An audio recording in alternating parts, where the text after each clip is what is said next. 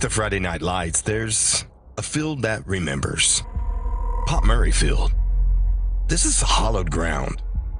For decades, it has watched young men become champions. From Warner to Andy to Brett. From Wes to Sterling to Gavin. Coaches who built the standard, players who carried it forward. 8 gold balls raised, countless victories claimed, and through it all, Pop Murray stands guard. The place is more than turf and bleachers, it's a fortress, a home field advantage unlike any other. Here the jungle shakes the earth with every roar. Here the Bogert family video board flashes fire and sparks fear and ignites a third down call to action that makes this stadium rumble. Here the Eddie Bell waits to toll in triumph. Every painted stripe, every echo of the crowd whispers the same warning. Step onto this field, and you step onto something bigger than yourself. Pop Murray Field remembers the battles, the heartbreaks, the glory. It has seen challenges come with swagger and leave in silence. Because here, there is no mercy for outsiders. Here, the Chargers play with the weight of tradition at their back. Tonight, the Millwood Falcons enter. Game 3 of 2025, but the first time that the lights blaze across this sacred ground. They come in hungry, but they don't know the secret. Pop Murray Field has a power, a spirit, a force that every opponent feels but cannot escape. It's the roar of the jungle. It's the fire of the tradition. It's the 8 championships forged in battle. It's the bell that rings in victory over and over again. It's the pressure of the Pop, our 12th man. You know what's next. Come on, here we go. Coming to you straight from Pop Murray Field on the campus of Heritage Hall High School in Oklahoma City, Oklahoma. This is Heritage Hall football.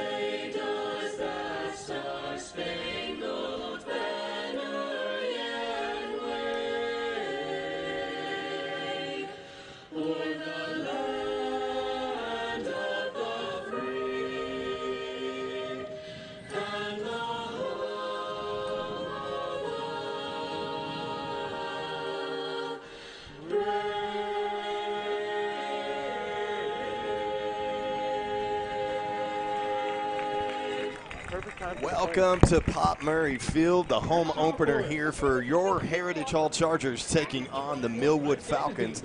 1-1 Heritage Hall coming into this game, 0-1 Millwood Falcons. Justin Evans here with Miles Perry. And Miles, hey, it's great to have you. Good to see you again. I'm happy to be here. You know, we got to do this game last year together out at Millwood, so it's great to have you back. And Miles, I know that you were out last week watching this Millwood team, and you have a strong connection there. So, you know, kind of tell me what, you know, it was a very big surprise, really, at least to some of us from the outside when we saw what Douglas did on the big win over Millwood last week. It was a surprise, you know, Justin.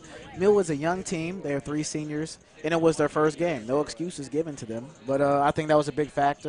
And you saw a little frustration with the Millwood Falcons playing against Douglas last week. But also I think the Douglas Trojans were just hungry. You know, they haven't beat Millwood in about 10 years, and they finally did the dang thing. And then it's Douglas is on top in the Soul Bowl. Both teams coming off big losses. Heritage Hall, of course, dropping a big one to Lincoln Christian 2 weeks ago. And now we've had an off week, and now we come in tonight. I know that Coach Bogert is a coach that always makes adjustments, especially after tough losses. And we had a tough loss to Lincoln last week for sure, 2 weeks ago for sure. No, yeah, and I think it's a motivation thing for Heritage Hall now going into the season. Lincoln Christian's behind them. I think that's going to motivate for them in the playoffs and even for today. So we're going to see how they come on the field today and perform. And for Millwood, it was kind of in that same situation going into the Soul Bowl, the 50th anniversary of the Soul Bowl, a game that they have dominated, especially in recent history. So they're having to find some opportunities to regroup and find some leaders on that team as well. They are. I think some of those big leaders we were talking about earlier, Anthony Keys, junior running back, Jeremiah Hogan, the center, and even Denver Young, the quarterback. Even though everybody's learning a new role and leadership on that team, I think the teammates are trying to figure out like how Heritage Hall is trying to figure out now. So I think this is going to be a good game. It is going to be a good one tonight, and with that, we're going to get right to our Nix Patterson. Feature player of the game is none other than Porter England. Tell us a little bit about that, Miles. Poor England, he never leaves the field, plays much bigger than on both sides, and he's a traditional hard-nosed football player. Even for his size, leads the team in receiving yards and clutch on 3rd and 4th down. Will play a big role in stopping Millwood's passing game. Porter England is a young player that seemingly has come out of nowhere. He comes in on the year, 10 receptions for 125 yards, averaging 12.5 per reception. 29-yard long and 2 touchdowns. And Porter on defense as well comes in with 10 tackles, 4 solo. And so Porter's just a guy that throughout this year and even last year came out of nowhere, really, expected to be a contributor, but, coming in and leading receiver on this team, that says something when you've got Gerard Williams on the other side of the line scrimmage there. It does say a lot. It says you have more weapons, and it says he's he could be a decoy for Gerard when people are double teaming him in coverages and, game planning from him as well. So, it gives you another option to go to. We are about 6.5 minutes away from game time. We're going to take our first break of the night. You are watching Heritage Hall football right here on the ChargerVision Network. Joe Cooper Ford has 3 Ford dealerships around the metro to serve Oklahoma better than anyone else. What does having 3 of the best Ford dealerships in the state mean for you? It means 3 times the selection and 3 times the savings, and that's 3 times the service. And Joe guarantees to beat any price in Oklahoma by $500, or he'll give you $10,000. That's why Joe beats the competition 3-1. I love Joe, Oklahoma. The elite always work to get better.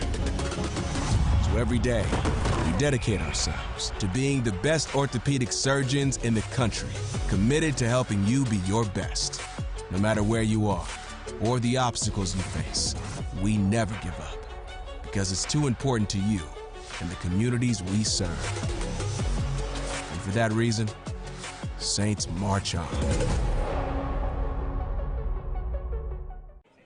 We are minutes away from kickoff here at Pop Murray Field, home opener for your Heritage Hall Chargers, and really it doesn't get any better than this. There's the pop factor, like we like to call it, and kind of our 12th man here at Heritage Hall. The Pop has a great student section called the Jungle, and just a lot of excitement and energy in the building here at the Pop. Heritage Hall, like we said, comes in 1-1 overall, coached by Brett Bogert in his 11th season, 126-11 overall, which is an amazing record. And Millwood comes in 2A's number 7 team in the state, coached by Darwin Franklin. He's in his 12th year at Millwood, 123 and 28 career. So these are 2 programs that are used to winning, and you just know year in and year out that both of them are going to make deep state championship runs no matter what. No, yeah, and it's a pedigree. I like to call these 2 programs operational. They know how to build and withstand through time and, retain players, especially in today's game, with the 1 transfer rule, and you can kind of move around where you want to go. So these are 2 blue bloods in Oklahoma City. We're awaiting the captains coming onto the field here for your Chargers, and in the meantime, we're going to go to our Joe Cooper Auto Group. Keys to victory tonight for Heritage Hall. Prevent their outside speed, strong tackling, and maintain pressure. Millwood is a team that's always going to have a lot of athleticism on their side of the field. And also, Millwood has always been a team, when you see them get off the bus, they pass the eye test. Anthony Keys is, a guy that we're going to have to contain, one of the expected contributors tonight from Millwood. You'll see him all night long. Number 2, the junior running back linebacker. He's a hard runner, and he's a kid that has gained a lot of weight here in the offseason. Also expected contributors from Millwood. Look out for the quarterback, Denver Young. He's a senior quarterback linebacker, and he's a quarterback, and he's going to be a threat in the run game as well. You might see as well Donnie Bly. He's a freshman. You know, I like to say true freshman, but there's not really true freshmen in high school, but he is a freshman. You'll see him coming in. And then Carter Ray, sophomore wide receiver, defensive back, and kind of probably the second best player on the team. Miles, you've seen these guys. Tell me about these guys. I think all these guys they all are fast, like you said, run the ball. I think Carter Ray is going to be an X factor on the outside perimeter. He's, you know, your best premier receiver they have. He's a sophomore. He's young. And I think Denver Young, if he gets comfortable in the pocket, like you were talking about earlier, he could actually throw the ball down the field a little bit too, as well as Coach Boger said as well. And I think, like you said earlier, if you get Anthony Keys in the run game, you know, get him on some outside screens, it opens up a lot for their offense. And all those guys are explosive on the outside. Anthony Keys is a running back that big thighs, and he runs hard. And, you know, one of those keys to victory, stronger tackling that Coach Boger, you know, put out there midweek. And, you know, I think that's indicative of kind of what happened with Lincoln Christian last week when they or a couple of weeks ago when they had two running backs that just kept coming at you. We did a great job on our defensive line getting penetration into the backfield. But, Miles, we were just unable to bring these backs down at initial contact. And I think that's where Coach Boger comes from when he goes maintaining pressure, you know, contain the outside as you're maintaining pressure, you know, and tackling. Tackling's a big thing. You know, if you don't tackle, you're not going to win a football game. And I think those are some key factors that, you know, they're spot on for Coach Boger. Captain's taking the field tonight for Heritage Hall. Boy, their excitement is in the air as the crowd begins to file in. And I know there was a tailgate going on off campus earlier before this game, and so we are looking forward to a great ball game coming up. We're going to take our second and last break before first half action. You're watching Heritage Hall football right here on ChargerVision.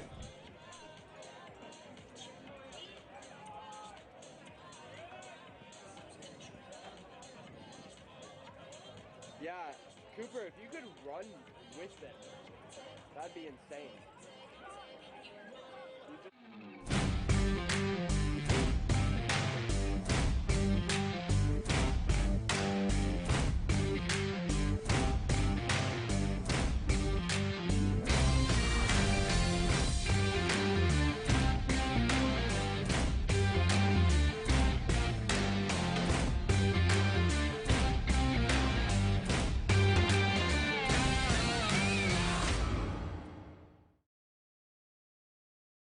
When you walk into this room, who you have beside you matters.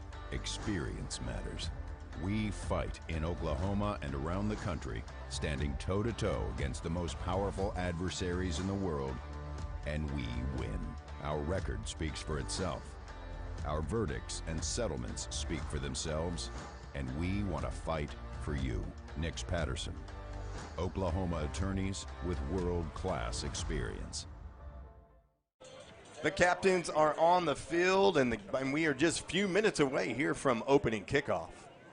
It's been a good series between these two teams, Miles. You know that we've had some really good games. Heritage Hall 6 in a row right now, leads the overall series 9-6. Have won 6 straight by an average of 18 points in each outing. But I'll tell you what, you know you're always going to get a barn burner. Last year, 28-25, a late sack that really had to seal that victory for Heritage Hall. No, yeah, and I like to say this is becoming a rivalry. Like you said, 9-6 in the last meetings. But it's going to be interesting tonight to see what this turns out to. I think both teams are eager to play each other, and you know, there's a lot of social media chatter, you know, in this generation period. But yeah, look, I'm looking forward to see what happens. Scouting Millwood. Millwood on offense will use a 2-quarterback system, and they use speed on the outside with jet sweeps and reverses. We talked about some of those keys to victory once again is to prevent their outside speed. Millwood's not a team to where you're going to slow them down on the outside, but you better stay contained and you better rally to the football. And Heritage Hall has done a great job this year on defense doing just that. Have given up 17.5 points per game, but you take away that Lincoln Christian game, obviously, from 2 weeks ago, and you go back to the defensive performance against Clinton. And here comes Heritage Hall on the field, taking the field for the first home game of the year here at Pop Murray. And so we'll finish that thought real fast is, you know, against Clinton, there was not even a completed pass in that football game. I mean, it was total domination from the line of scrimmage. And, Miles, I think we need to see some more of that right now. I think you could possibly see some more of that tonight. Like I said, if you maintain pressure, you get pressure on Denver Young and the young freshman quarterback, like you said, true freshman quarterback, we'll say that. But I think you might not have a pass completed to Carter Ray tonight. Just speaking the truth. Just seeing from what last week happened, I think Millwood is still trying to figure things out on the offensive line. You know, your starting center's 180 pounds and Jeremiah Hogan, so there's not much protection up front. So we'll see what happens. And speaking about that, Millwood came in just 63 total yards last week against Douglas, and 36 of those came on that connection that you just talked about, and that was Denver Young to Carter Ray. You know, so there's some things that Millwood's going to have to figure out as well, some of those line issues that they had against Douglas too. No, yeah, there's a lot of growing up quickly to have to do for Millwood in, you know, less than a week. So we'll see what happens tonight. Coming into this game, quarterback Hudson Ferris was listed as questionable. I just checked downstairs, and it does look like that Hudson was a little banged up during the week, but it looks like he is going to be fine and get some snaps here later in the game. Tegan Lawson, I believe, is going to start this game out for Heritage Hall. In both games so far, Heritage Hall has gone with a rotating quarterback system, much like we talked about what was going to happen with Millwood as well. Hudson Ferris on the year comes in 15 of 27 for 178 yards and 2 touchdowns. Tegan Lawson, 12 of 17 on the year, 116 yards. And both of these quarterbacks are very effective getting out of the pocket if need be, and they're very athletic and able to throw on the run and complete some passes to guys like our Nix Patterson, player of the game, Porter England, and, of course, Gerard Williams, the Tulsa commit. Yes, sir. So we away. We'll see what I did not catch the coin flip. I don't know if anybody caught that to see who if we won the toss or deferred or which way we'll go. But we're going to know here momentarily. We are about to start quarter number 1, home opener here. Hey, Miles, what do you think about that Bogert family scoreboard? I love it. It looks good out here. It looks beautiful. You know, I wish, you know, the class of 2021, we wish we had that too, you know. But it's beautiful. It makes me feel like I said earlier. It feels like I'm at an OU game with that pregame hype video. So it's beautiful. Miles and I were sitting here talking about, boy, you know, all of these things that didn't happen. Now, I didn't go here to Heritage Hall, but my sons were, you know, around. My oldest one or my youngest one was around your age, and then I had an older one that really had none of this. So a lot of it seems like every year you come to Heritage Hall, you find something new that's here at Pop Murray. How do you feel about the two-system quarterback? Because I think it's interesting. All right, and it looks like Heritage Hall will receive the opening kickoff. Gerard Williams back to receive along with number 44, Klein Reuter. Klein Reuter's another one of those players who have you know, just come in and had such an impact on our defense, especially last year. I mean, so far this year, maybe a little bit slower start for Klein, but he was such an impact player leading the tackling, and he was also the leading tackler coming back from the returning starters this year. So expect to see big things out of number 44, Klein Reuter, as we go along this season. How do you feel about the two-system rotation for both teams doing the quarterback thing? What do you think about that? You know, I don't think it's ideal. You know, I don't think for any team it's ideal. When you do have two guys that are so similar, you know, it's hard not to rotate those guys in there and let them get some experience. You know, I know young Tegan Lawson came in, both him and Ferris came in. You know, Tegan Lawson, I think, started off the year last year as a third-team quarterback. Yeah. And, you know, by design, due to some production problems, Tegan Lawson was able to come in and make an impact. So I think you always want to keep your guys ready, but I think if you ask any coach, they want that guy. Yeah, they want to be comfortable and for sure in their pick. What about you? How are your feelings on it? Because we see that happening with Millwood and Heritage both tonight. I think it's interesting. I think it reminds me of the Blake Bell, Trevor Knight situation in OU back in the day. You know, just trying to figure out your rhythm as an offense in general. And last year, you know, Jack Snow and Mikey Hawkins. So. Yeah, I think any coach says, hey, I would love to have my one guy that I can count on. But so far, you know, for Heritage, even in the loss last week, you know, you didn't really see that being the impact part of it. I think it more fell on the defensive side about not being able to really bring these backs down. So we're really going to put the defense to the test here in this game with Keys back there. And that ball is kicked, and it stays in bounds. It's filmed by Terrence Johnson, looking for some space up the middle. Good gang tackling. Late flag flies on the play at about the 12-yard line. That would probably indicate some type of holding. The ref does not have his hat on, so that indicates that somebody went out of bounds over there, ran out of bounds. Hey, can we find the So we'll get a feeling for that and see what's going on there. Do you think the ball bounced on the line when he caught it? So we'll see. Let's look for our starting lineups tonight. Fullback, Cannon Bronson. Hudson Ferris at quarterback. It's going to be Hudson Ferris or Tegan Lawson, followed by Nash Iser. On the line for the Chargers, you got Golden, Bullock, Leclerc, Griffin, and Godwin. And then rounding out the starting lineup on offense for your Heritage Hall Chargers, Gerard Williams, Davis, and Porter England. Porter England, of course, our Nix Patterson feature player of the game if you're just joining us. So what's holding? So the Chargers, initial penalty on the kickoff. They're going to move back, and looks like that's going to put the ball back once they mark it here to the, it's going to be at about the 5-yard line, 5 or 6 yard line. So tough break for the Chargers right from the outset. So we are just underway, quarter number 1, Pop Murray Field, Heritage Hall versus the Millwood Falcons.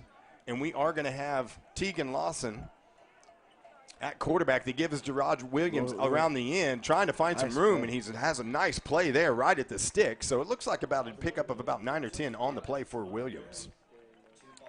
A little jet sweep action across the field for Gerard. Gerard is always one of those guys, put the ball in his hands, and it's going to be dangerous. Heritage Hall going fast right here. That is Lawson joined by Max Everett in the backfield. Everett gets the carry, looking for room, not much right there. So that's going to bring us to first third down of the game. That's going to be a 3rd and 1. No gain on the play there for Max Everett. Max Everett comes into the game, 29 carries on the year, 126 yards rushing, averaging 4.3 per carry. Max Everett has got the bulk of the duties back there from the backfield as he sticks his helmet in there get right at the line of scrimmage, and that is going to be good enough for the first down of the night for Heritage Hall.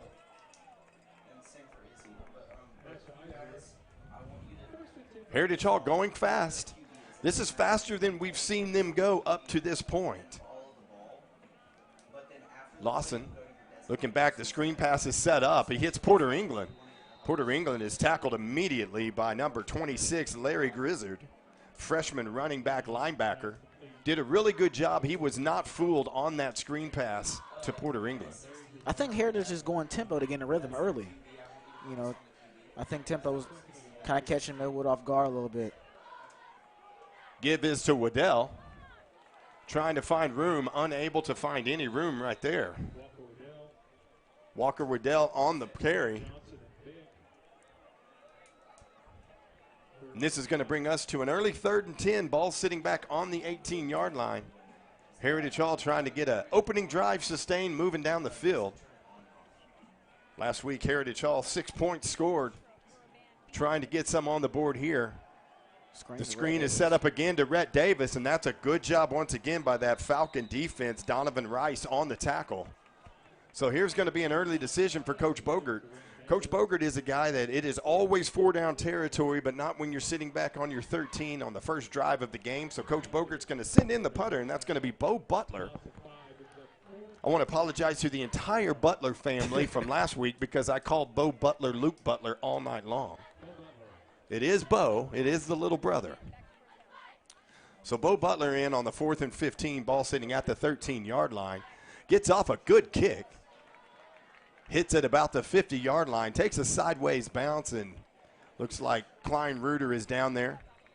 That was and a they good were down at about the 47-yard line. So good field position to start off here for Millwood. It is. Smack that middle in the field on the 50.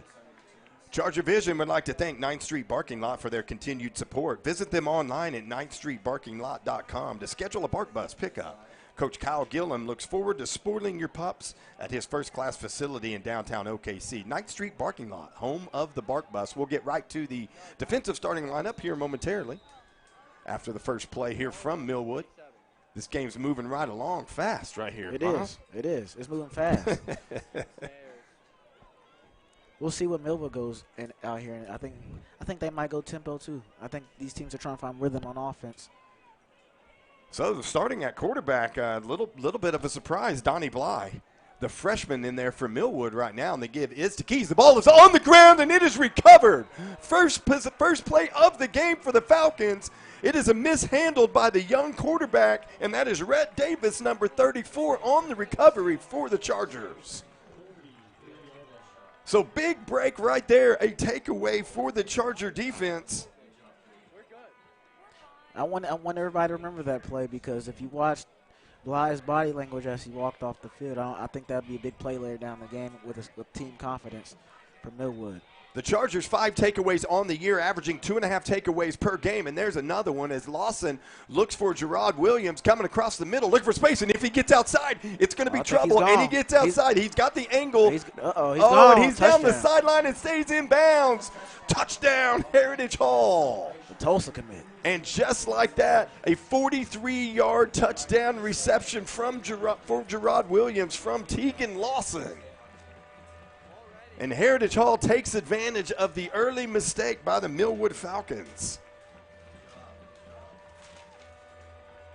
And we saw that right there, the athleticism of Gerard Williams, that you see why he got that Tulsa commit and why he's committed there right now. His explosiveness and how he read his blocks and stayed with his blocks led him to the outside, and it was pretty to watch. That is Gerard's first touchdown, I believe, of the year. I will have to check that. I will have to check that total. But there's the Gerard Williams that, boy, every time he touches the ball, there is a tendency that he can take it to the house, just as he did. Looking for some space up the middle, got around the edge. And I don't know if we have a replay on that, but he was able to take it right in. The field goal is, or the extra point is up and good, but it looks like maybe there was a stoppage of play here. We'll check that. This is going to be offside on the Falcons, and so just like that, it looks like Coach Bogert is putting back in the offense. Are they trying for a second point? Oh, there's the replay. So Tegan Lawson, here's the replay again. As you'll see, it was just nice flipping out. We'll get to it here in 1 second. For Tegan Lawson, Hey, thanks for the replay on the first touchdown pass of the year for the young Lawson. thank you for me. The junior quarterback. The give right across the left side, and that is going to be good on the 2-point conversion to Nash Iser. So another break there for the Chargers on the offside penalty by the Falcons. Coach Bogert decides to, hey, let's just go ahead and put some points on the board there, and they give to Nash Iser for the extra point, or for the 2-point conversion, and it's good. Heritage Hall with an early 8-0 lead here on the Falcons. And here's the replay. You'll see Tegan Lawson just hitting, well, Gerard Williams. Okay, well, we'll get to it. We're up here laughing. Yeah, we've tried. We'll try that again. Third time's a charm. This is zone. Little screen. And you'll see what happens with Williams getting to the outside. I thought 26 right there may have the angle on him, and he did, but Gerard just able to tiptoe up the sideline for the touchdown for the Chargers. So I think one of the keys to victory for Millwood, if you're on that side of the field, was take care of the football tonight. It's always a key to any victory. But I think when you're looking against this high-powered Heritage Hall defense and offense, you can't give extra chances. And I'm curious to see how that affects Millwood's quarterback, the young freshman quarterback, going in for the rest of the game, and who they might put in Denver Young now. You know, they might throw in the senior quarterback. A huge thank you to Stanley's Graduation, offering Johnston's products and conveniently located in Edmond. For all of your high school grad needs, class rings, leather jackets, announcements, and championship rings. Celebrating moments that matter, Stanley's Graduation Services. Call or text them at 405-607-4343 or visit them at johnston's.com. 3 Point Land is proud to support the Chargers, and the Chargers are proud to have them on our team. 3 Points Land is leading the industry in land services for energy innovation. Visit 3pointsland.com to learn more. So Heritage Hall kicking off. Deep to receive for the Falcons. You've got number 7, Carter Ray, the dangerous receiver. Number 2, Anthony Keys, of course. And then number 3, Kevin Shields. 3 people deep for the Falcons. Trying to regroup after the first possession and first play for Millwood, putting the ball on the ground. Heritage Hall taking advantage of it with the 43-yard touchdown from Lawson to Williams. Ball is fielded by Keys. You'll see the very athletic Keys trying to get outside. Good piece of tackling, gang tackling right there by the Charger cover team. That ball's going to start at the 11-yard line for the Falcons on possession number 2. I thought there were about to be another fumble for the Falcons. The collision looked a little scary with Anthony Keys and Kevon Shields. So Millwood will try once again. Let's see what the quarterback situation is for the Falcons. It's Bly again. It is Bly, the freshman. Does this surprise you at all, Miles? As a coach, I don't think it surprised me, but as a fan, it might would. Why I say as a coach, you're not trying to ruin the kid's confidence yet. He's young. It's his first game starting. It's a big game. He's probably going to play. He's going to play in the next year. So you try to build him up for the rest of the season the next year. For Millwood, Denver Young got the bulk of the downs and of the plays in the first game against Douglas. So this is Bly rolling to his right. Nice play. Finds a receiver out there, and he is hit initially, looks like by Jackson Echok. One of those keys to victory, like we talked about, prevent their outside speed. Echok did a good job limiting that play to only a 1-yard gain. So this is going to be 2nd and 9, balls at the 14-yard line. Second possession of the night for Millwood. Timeout on the field. Reset the play clock. There we go. Now I'm back. Sorry, I had to readjust the balance on this thing. It's not centered or level. You think Keys will get the bulk of the carries and the bulk of the offensive load for the Falcons tonight. Bly dropping back, looking for Keys. Oh, and that ball is off his fingertips. We're going to see if that was behind, if it was a backwards pass. They have still not made a ruling on this.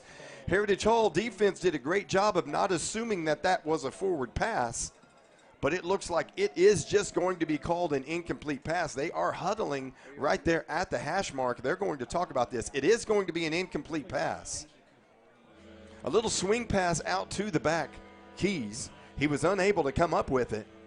Looked very close to being backwards, which would have been a fumble for the Falcons. This is a big 3rd down right here.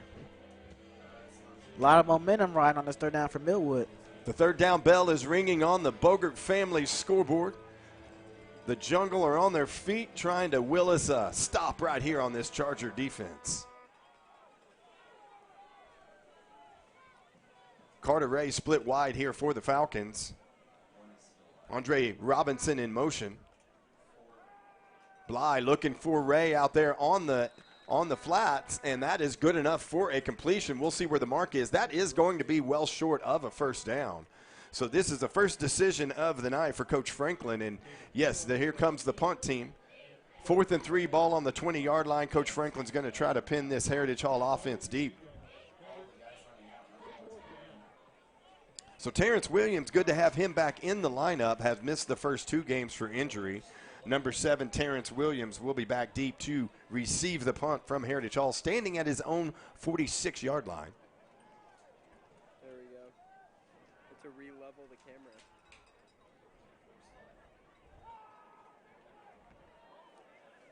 The punt is off, and it is fielded by by Terrence Johnson.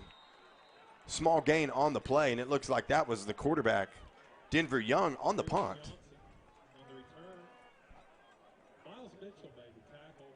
So it doesn't look like anything is wrong physically with Denver Young. Maybe Coach Franklin just trying to give the young kid, Donnie Bly, he's probably trying to get a new look for this week.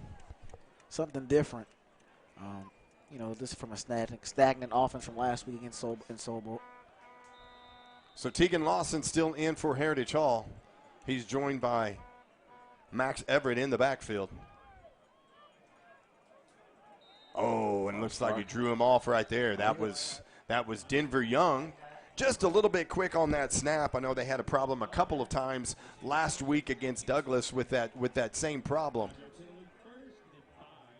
So that's going to be mark off 5 yards for Heritage Hall. That moves him deeper into Millwood territory. 7 minutes, 31 seconds left to go here in the first quarter. If you're just joining us, Heritage Hall, 43-yard touchdown pass, Gerard Williams from Keegan Lawson. 2-point conversion was good, ran in to the left side by Nash Iser. Heritage Hall's second possession of the night. Give is to Max Everett, looking for space, and he's got a little bit of a running room.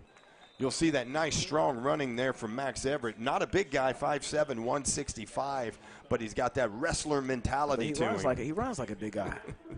Runs hard. So that's going to be good enough for a Heritage Hall first down. I slowly feel like the Chargers are taking control of this game right now.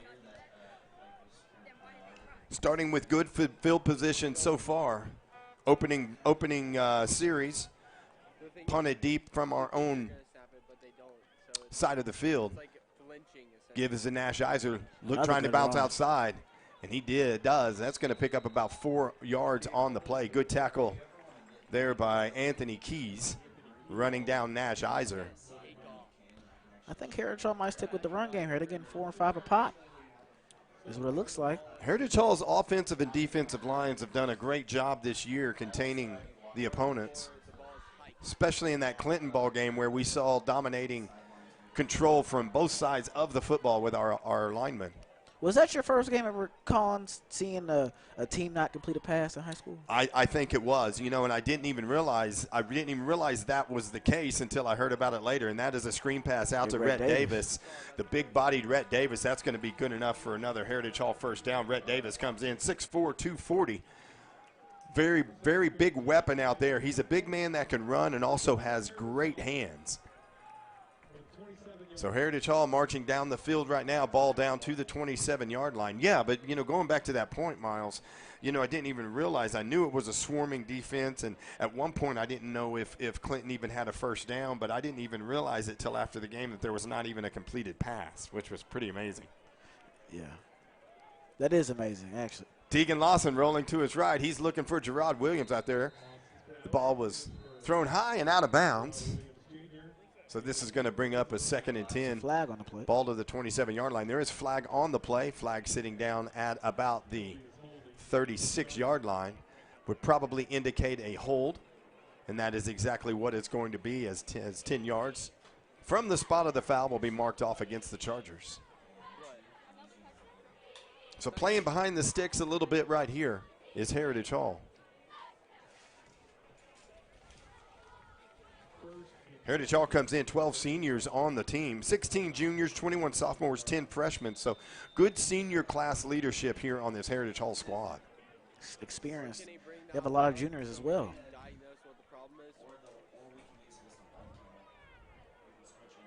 Gerard Williams in motion. The give is to Williams. Oh, and it looks like he's going to throw it. The left-handed throw.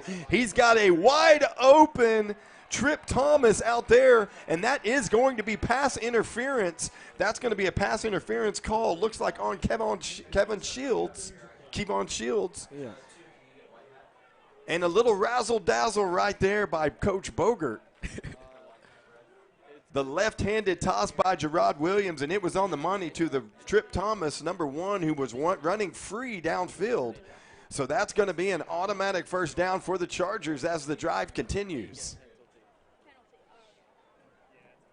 Actually, it's going to be a little bit short. I forgot we had that holding call that pushed us back. So that was a 1st and 20. Now this is going to be a 1st and about 5 here for the Charger offense. You'll see you just want to get the ball in your playmaker's hands many times with Gerard Williams. We've seen him have some electric moments already early on here in the first quarter with 5 minutes, 36 seconds left to go. Lawson looking out there for Trip Thomas once again, and that's going to be a good completion for another Heritage Hall first down. I think the Chargers are asserting their dominance on O-line right now. They're getting whatever they want in the pass game and run game. Good to see the sophomore Trip Thomas, 6'3", 195 pounds, getting into the action tonight for the Chargers. Gerard Williams split wide, as well as Porter England. Porter England, our Nix Patterson featured player of the game tonight. Lawson, the give is to Walker Waddell, trying to get to the outside. Walker Waddell is another young man. 2 touchdowns on the year. We've been running the Belldozer, or we call it the Waddell-dozer package here with Walker Waddell down in fourth and short situations and also goal line situations. So this is his territory. It's coming. It's about to be the Walker Waddell show. That is for sure. So a pickup of 2 on the play. Ball's down to the 11-yard line. Heritage Hall trying to extend this 8-0 lead so far.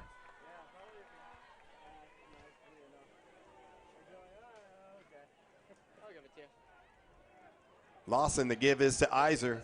Trying to get to the outside, looking for some space. Good gang tackling there by Millwood.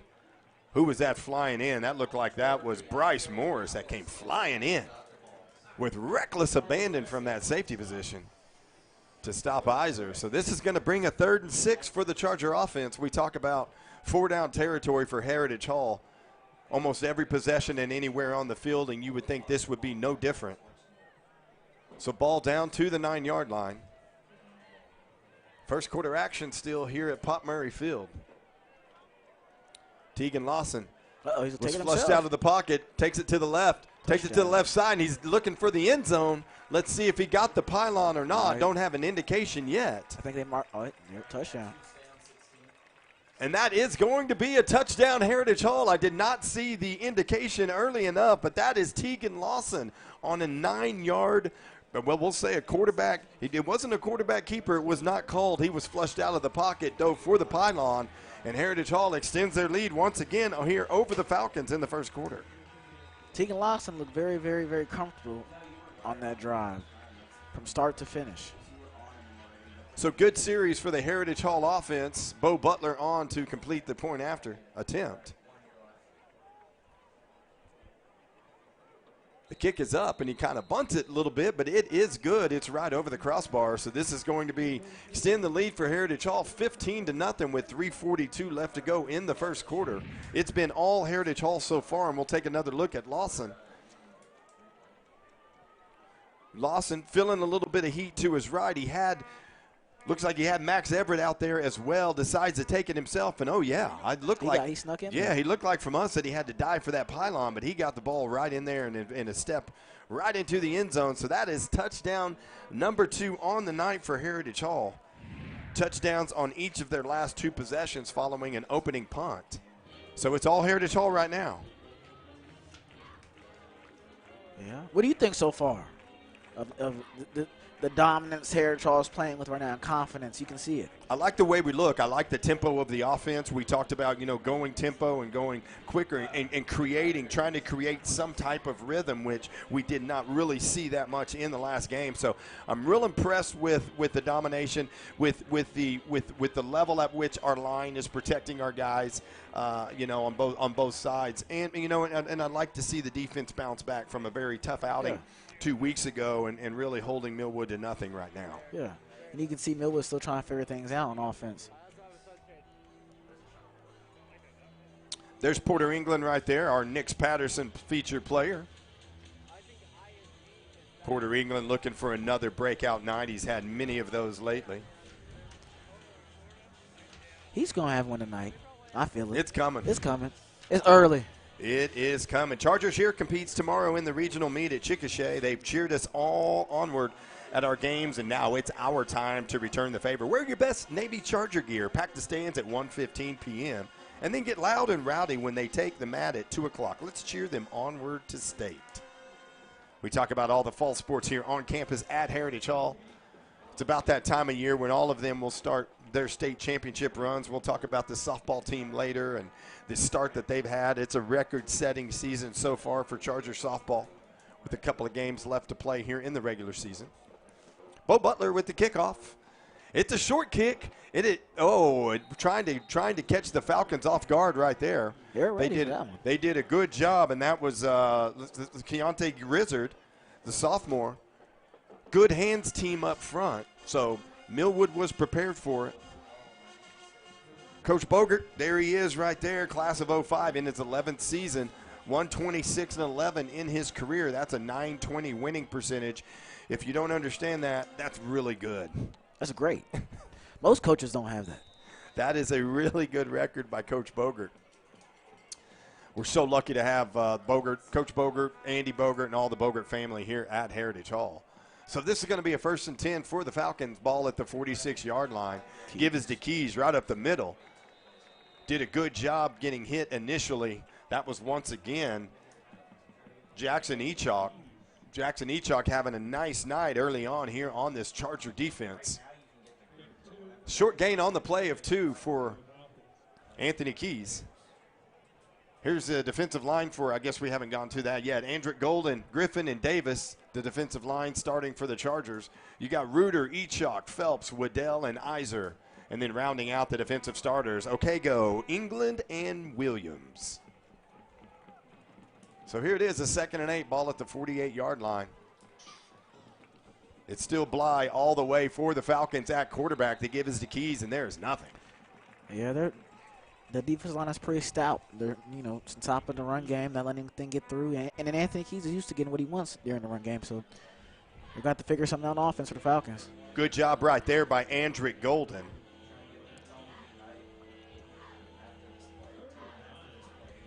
Number 58. Very active early on in this season. Andrick Golden's had a great start to the 2025 campaign. So there's the 3rd down bell on the Bogert family scoreboard. 3rd and 9 here for the Falcons. Bly drops back looking for anyone. He is rushed. A lot of pressure. Oh, he tries to get it out there to Keys, and that is almost a great catch, but that was David Griffin in pursuit of Bly in the backfield. Man, the jungle looks active right now. It looks like they're having a good time in the jungle. Jungle's getting after it. They got a speaker. They got a drum.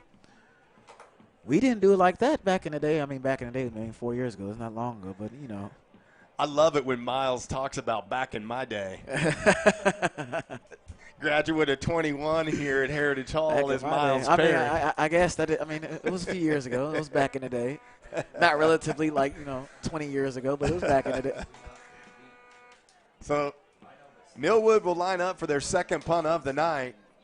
Terrence Johnson back to receive, fields it on the bounce. He's got some room on the outside, ladies and gentlemen. And he tries to cut it back in and gets hit hard. Break it on the outside.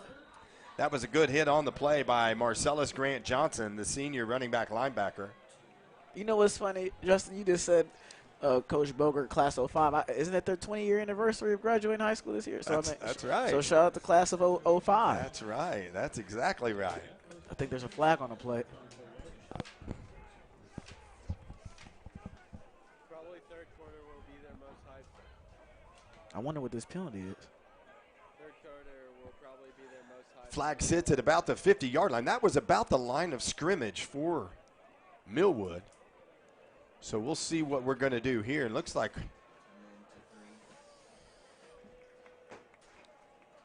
going to take it back to the line of scrimmage. Millwood going to re-kick this. There is a personal foul on the Falcons. Oh, it's going to offset. So it's going to offset, so we are going to replay 4th down. I didn't see, Miles, I didn't see the personal foul calls. There's a little fisticuffs between both teams, but nothing big, it doesn't appear. So this is going to be 4th and 9 once again for the Falcons, and they are going to still punt it. Terrence Johnson heads back to his own 25 again to field this punt.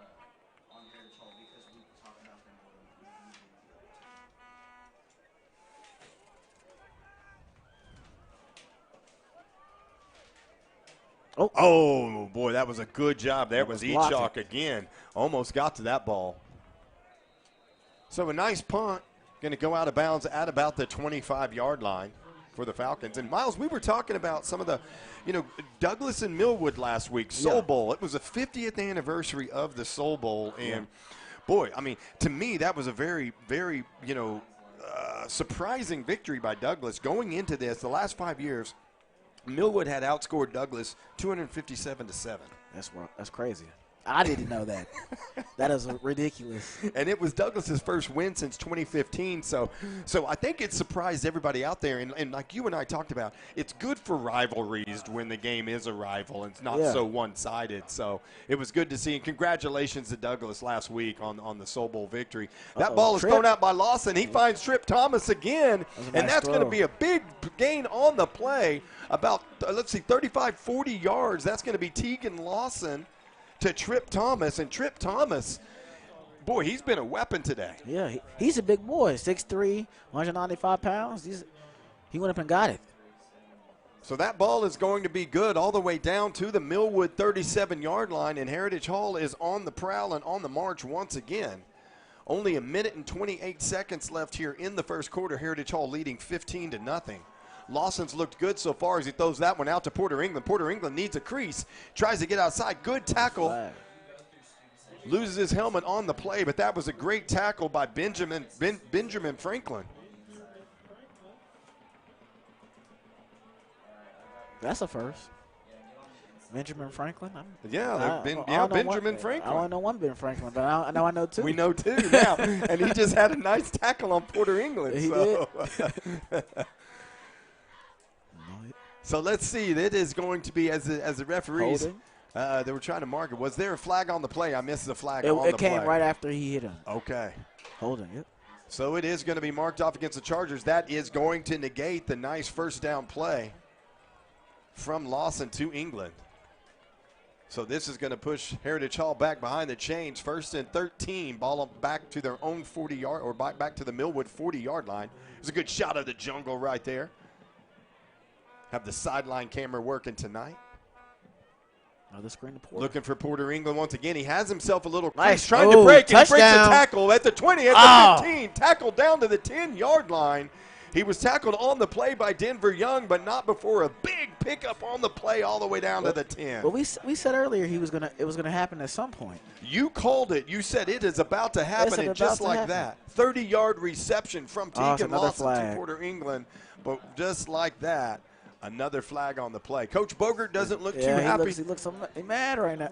Coach Bogert's not liking it right now, and he's a coach that is definitely going to wear his emotions on his sleeve. He's looking for someone right now. I think don't make eye contact. He's on a head hunt. Don't make eye contact right now. I think he's trying to cool off. Yes. I think that was a pace. Coach Bogert is behind the team at about the 35-yard line, hiding out and cooling off, so he doesn't end up on the field. So that was great. The give is to Max Everett. He runs hard. I like how Max runs. He runs very hard. Hit by about 4 Falcons, unable to bring him down, but that's going to be a short gain on the play of about 2 yards. So that brings us to a 2nd and 12. 2 first downs have been negated by penalties here on this drive for the Charger offense. I was telling Chuck earlier, about a month ago when I was at practice, I said it's weird watching Coach Bogert call defense. And it's weird not watching him pay attention as hard as he does on offense because, when you talk to Coach Bogert, his personality just screams offense, I feel like, when you talk to Coach. So it's interesting right now. Lawson looking out there to Gerard Williams. And, boy, this Millwood defense has done a great job on this series bottling up this Charger offense. That was a nice tackle on the play by number 2, Anthony Keys. I wouldn't be surprised if Heritage Hall takes a shot right here. He's looking at Millwood with a lot of hands on their hips. I think they're a little tired. So those are zeros on the scoreboard for the first quarter. Heritage Hall, it's been all Heritage Hall so far. Driving here at the beginning of the second quarter, Heritage Hall leads by the score of 15-0. You are watching Charger football right here on ChargerVision. Joe Cooper Ford has 3 Ford dealerships around the metro to serve Oklahoma better than anyone else. What does having 3 of the best Ford dealerships in the state mean for you? That means 3 times the selection and 3 times the savings, and that's 3 times the service. And Joe guarantees to beat any price in Oklahoma by $500, or he'll give you $10,000. That's why Joe beats the competition 3-1. Who loves Oklahoma? The elite always work to get better.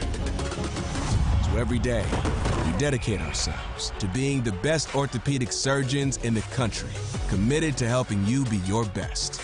No matter where you are or the obstacles you face, we never give up because it's too important to you and the communities we serve. And for that reason, Saints march on.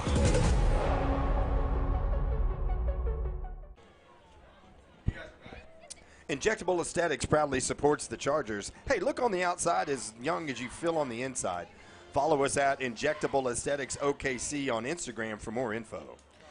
Big thank you to another proud supporter of our Chargers, Dr. Joshua Blue Spears. Do you want to perform at an optimal level? Come join the million other high school, college, or professional athletes and get adjusted before or after the game. For more info, follow us at JBS_chiropract on Instagram. So Heritage Hall facing a 3rd and approximately 14 here to start second half action. It's been all Heritage Hall so far. So actually it's going to be a 3rd and 15 to start second half action. Ball on the Millwood 42-yard line. Tegan Lawson has gone all the way at quarterback for Heritage Hall so far. He's looking for either Gerard Williams or Tripp Thomas, and that is going to be another pass interference. And that was a pretty easy call. Carter Ray right there hit Gerard Williams early, kind of lost track of where that ball was. And Gerard was in double coverage there. I'm surprised he even looked his way. So this looks like it will probably be good enough for a Heritage Hall first down. It was 3rd and 15. We'll see. It'll either be a first down or it'll be a 3rd and a short 1. They're picking up the flag as if maybe the ball was tipped at the line of scrimmage. I would think that would be the only reason they would pick up the flag right there. So would that be 4th? Yeah, it'll be 4th down. So this is going to be 4th and 15 for the Chargers, and the offense stays on the field. Well, I know if the Chargers don't convert here, Coach Berger's going to be very mad about those penalties that occurred earlier for the Chargers. Those 2 holding penalties hurt them a lot. But we'll see what they'll do here. So here we go, the first 4th down attempt of the night for the Chargers. Tegan Lawson, Max Everett in the backfield. Everett splits out. Max is wide open. Tries to find Max Everett, and he finds him. Needs to make a move, trying to get up the sideline. He runs hard, and let's see. I think he got it. Let's see where this spot's going to be. What a great play, and that is going to be good enough for a Heritage Hall first down. That was all Max Everett right there. We'll give Tegan Lawson, some credit for getting the ball out there, but that was Max Everett that shot out of a cannon. It was like the outside linebacker from Millwood didn't even see him sitting in the flat over there just chilling. That was a nice hard run by Max. So a gain of 22 on the play for Max Everett, and that pushes the ball down to the 20-yard line for the Chargers. 11:46, first drive here in the second quarter. Millwood was all over that one. The run up the middle. The give right there was Nash Iser, snuffed out good by Millwood. Small gain on the play. Gain of 3. Ball down to the 17-yard line. Heritage Hall trying to extend this 15-0 lead that they currently enjoy. Heritage Hall has scored touchdowns on each of their last 2 possessions. Long 3rd down conversion on this one to keep it alive after 2 penalties negated 2 first downs. Lawson wide open. Looking once again for Porter England. There it is. Touchdown, Chargers. You said it earlier that he's always open in the flat. He was in the flat there, wide open. Nice catch. Porter England, 3rd touchdown of the year, and it comes on a 20-yard reception. 17-yard reception from Tegan Lawson. Tegan Lawson has looked good tonight. He looks very comfortable and relaxed in the offense. So Tegan Lawson, 2 touchdowns passing tonight, 1 touchdown on the ground with his own feet. And Heritage Hall with Bo Butler in for the point after. The point after is good, and Heritage Hall extends their lead now to 22-0. It's been a very dominant performance from the Chargers this first half. I'm interested to see how Millwood comes out this next offensive drive and see what they try to establish. You'll see it right there. Tegan Lawson finding Porter England in that soft spot of the zone. England diving in for the touchdown.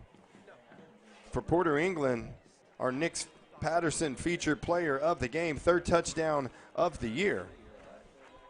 And a very big one, a drive that had all kinds of momentum, then all kinds of areas where we kind of shot ourselves in the foot. It was nice to regain our composure there and get that one in the end zone. Yeah, it was nice to see the Chargers keep the rhythm alive and actually get it back with the Max Everett run and catch. And this is going to be interesting to see how the rest of the second quarter plays out. No team is off to a better start this fall than Charger Fast Pitch. They're sitting at 19-0, the best start in program history, and tied for the highest win total in a season with 4 regular season games and playoffs still to go. Michigan commit Addie Thompson continues rewriting the Charger record books. Career number 1 with 121 hits, 36 doubles, a .517 average, 43 wins, a 77% winning percentage, 683 Ks, and 1.62 career ERA. Unbelievable. That's if you crazy. haven't seen these girls play. And those are career number 1s that Addie Thompson holds on for all of Heritage Hall softball. Catcher Kendall Barris is now a career steals leader at 54 and counting. Up next is a senior night rivalry showdown with Cassidy on Monday at 5 p.m., and it will be carried live on ChargerVision. And I will have the pleasure once again of calling that game for you and for all of ChargerVision. A great senior night coming up against Cassidy. So what's the Polo Bowl like for softball? Is it the same atmosphere? Not quite the same. It's the same energy, but from the Charger side, but it's become a little one-sided as well, just as the Polo Bowl did back over the years. We were talking about the Polo Bowl earlier, comparing that to kind of the Soul Bowl that just celebrated its 50th year this year. The Polo Bowl, Heritage Hall versus Cassidy, 44 years straight that game was played, from 1972 to 2015, and, of course, no longer. And that's going to be a touchback. That ball's into the end zone. So, Miles, that's one of those games and rivalries that, boy, you'd still like to see it play. I think it could come back. Cassidy's in 2A. They're back in OSSA. So, we'll see what happmes. Cassidy at the time was playing in the Southwest Preparatory Conference, and they had a realignment, and so Cassidy opted to not, basically wasn't able to keep Heritage Hall on the schedule. Heritage Hall won 11 of the last 12 games in that series, but it was always good getting together and having both schools and playing that home and home every year. So Millwood's going to get it. Millwood's going to take over at the 20-yard line, trailing 22-0. 11 minutes still to go here in the second quarter. Millwood so far fumbled on their first possession. 3 punts since then. It has been Donnie Bly, the freshman, all the way so far at quarterback for the Falcons. I think Millwood's found their quarterback is what it looks like. The give here. Keeping him in the game this long. Give here is to Anthony Keys once again. Small gain on the play. Heritage Hall defense has done a great job on the very athletic running back for the Falcons. They have been maintaining pressure the whole game, is what it looks like. One of those keys to victory that we talked about earlier. But this is a big drive for the Falcons, though, from a confidence standpoint, from a going forward in this game standpoint. I'm interested to see what they do on offense and see how they build that throughout the game. The give is to Anthony Keys once again. Run. Oh, he does a good job of breaking run. some tackles there. Good run by Keys. Was hit initially at the line of scrimmage. Was able to break a couple of arm tackles for a gain of, it looks like, at about 3 on the play. So this is going to be about a 3rd and 5, maybe a 3rd and 4 here for the Falcons. Third down bell rings here at Pop Murray Field. Home opener for Heritage Hall here at Pop Murray. That bell's electric. It makes me feel like I'm in Norman at OU game. We can feel the rumble up here from the speakers on the old third down bell. So this is going to be officially a 3rd and 4 ball at the 26-yard line. We might get a false start call right here. Nope. The Heritage Hall defense was asking for the false start, but the referees did not agree. It also looks like Heritage showed pressure. I think they audibled out. Give is to Keys once again. Good piece of running by Keys, and that is going to be good enough for a Millwood first down. I believe it's their first down at the game, maybe their second. That was a nice, strong run. I think he might be I think he got knocked up on that one. Klein Reuter, number 44, on the tackle for the Chargers. First time we've called his name tonight, but that ball is going to be a first down for the Falcons up to the 33-yard line. Trying to mount their first sustained drive of the game for this Falcon offense. An offense that was stifled a little bit last week against Douglas, scoring 10 points. I know Coach Franklin has made some adjustments. This is Bly rolling to his right. Nice looking throw. for the receiver out there, and he finds him, and that is Carter Ray on the reception. I like for Millwood. I like that play call, rolling them out, throwing them to the top receiver, little easy pass. I think that that would look good for them. Last week, Carter Ray had a 36-yard touchdown reception from Denver Young. So nice play right there by the Falcon offense, picking up 7 on the play. Ball's up to the 40-yard line. Heritage Hall's defense. There's Keys again. Nice play. That's going to be good enough for a Falcon first down. It looks like the Falcons have found their rhythm. Falcons starting to control the line of scrimmage just a little bit here.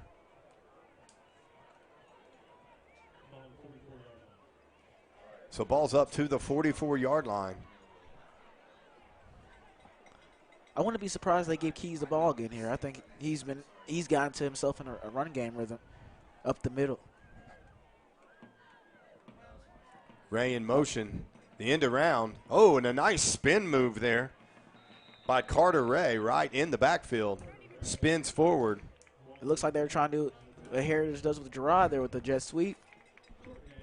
So spinning out of the tackle, avoiding the loss on the play. That's going to be a gain of 2 for Carter Ray. And I kind of agree with you, Miles. I think this is the Anthony Keys show. Yeah. 2 first downs picked up by the big explosive back here on this drive. Ball sits at the 46-yard line. Ray in motion once again. The give is to Keys. And that's a good tackle. He's brought down hard right there by Ayers Kurtz. Ayers Kurtz, the first time we've called his name tonight. Junior, 6'1", 224-pound, good-sized fullback linebacker. Good to see him in there and getting in on defensive action. So that's going to bring us to a 3rd and 6 here for the Falcons. Trying to get in Heritage Hall. Side of the field. 7 minutes left to go in the second quarter. This is a big 3rd down for the Falcons. Blythe looking to the sidelines. And this is going to be a timeout, Millwood. Something about it that they didn't particularly like. So, Coach Franklin, might as well talk about it. You don't want to do anything that negates this good drive and this momentum you're building, right before you get into the halftime. No, I think they're trying to secure the momentum. I think that they found some rhythm in the run game and some small dump-down passes in the passing game. I think they're trying to keep it going. Hey, Charger Cross Country dominated the Meeker Meet last Tuesday. Both men's and women's teams placed first. Senior Sloan Travis captured the women's title, while sophomore Toby Yakahora continued his rise with a runner-up finish. Last weekend, the teams both finished 5th at North Rock Creek's 4A1 state preview meet. Travis placed 3rd to pace the girls, and Yakahori finished 21st with multiple teammates close behind. Tomorrow, they race at the Jones meet. So, hey, always a lot of support. If you have an opportunity to go support any of these fall sports here at Heritage Hall, you do that. So many successful programs on their march to state tournaments right now. I think Millwood's going to pass the ball coming out of this timeout. I think they kind of have to. So 3rd and 6, have run into a stiff Charger defense on this set of downs. We'll see what they do here. Like we said, the freshman Blythe all the way. All the way. Resetting Carter Ray on the other side of the formation right now.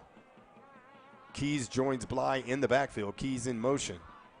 Looking for him in the flats, and that ball looked like it was batted down at the line of scrimmage, but it went through the hand of the lineman. I think he's short. And that ball is completed to Ray, and that is going to be good enough for a Millwood first down. They gave it to him. Miles, you called it. You said you think they were coming with the pass right out of the timeout, and that's exactly what happened, and got just enough for another first down, moving the ball into Charger territory. Yeah, I think you had to out of that timeout. Millwood was running the ball the last 2 times. They were successful on the run, but I think Heritage Hall was going to play for the running, which they did. They load the box up. Hey, don't go anywhere at halftime. Be a special presentation with the inaugural Heritage Hall of Fame presentation. You don't want to miss this. Give us the Keys in the backfield, and he's hit hard. That's a great job right there by trying to get a number there. I couldn't tell who that was either. It was a big blur. A loss of 3 on the play.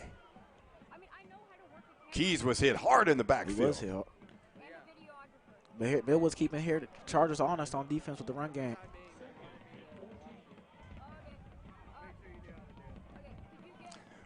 Riley Walker. It was Riley Walker on the tackle there. Had a little number change going on, so we got verification. Riley Walker, sophomore, 6'2", 238, did a great job popping in through the line right there. Bly looking for his target on the outside, and that's Keys. Tight rope in the sidelines, and that is going to be a completion. Nope, I'm sorry. It looks like they are going to Incomplete, yes. I saw that far side. It looked like it was completed from up here. I saw that far side side judge say he was out of bounds, but it looked to be complete at first. But that's going to bring a big third down here for the Falcons, 3rd and 13, trying to keep this drive alive here in the second quarter so far for the Falcons. Fumble and 3 punts. They got Marcellus Grant Johnson in the backfield, and they moved Keys to slot with Carter Ray on the left. So there's Bly, and he's looking for a receiver downfield. Looked like a little miscommunication between him and Miles Mitchell right there. And that ball falls incomplete. So we're going to see what Coach Franklin does, trailing 22-0 with 5.5 minutes left here in the second quarter. Well, I think you got to go for it. I think you have to go for it here, and I think they're punting. And it does look like it. I kind of agreed with you, Miles, down by 22, and really haven't done much to stop this Charger attack yet. So yeah, it looks like Millwood is going to line up to punt it. Terrence Johnson back to receive the punt, standing at his own 19-yard line. 5 minutes and 25 seconds still. The ball skips in to Denver Young back there. He gets the kick away. It is fielded by Johnson on the bounce, trying to get to the outside. Has some room. He's up to about the 30-yard line, makes a man miss, and he's going to be tackled at about the 32-yard line. So good field position once again for the Chargers. That was a nice return by Terrence. I think the Chargers might go capitalize on a touchdown right here. Brett Bogert is not one to ever take his foot off the gas whatsoever.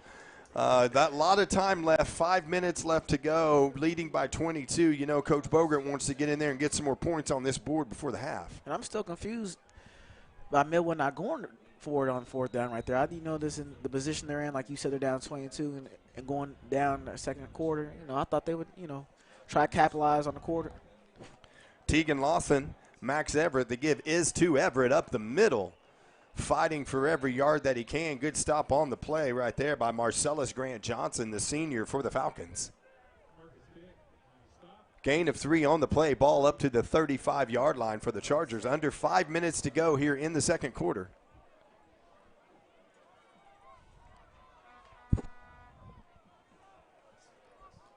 Looks like we have a new coach, Coach Berry, on the screen down here. There he is doing the work.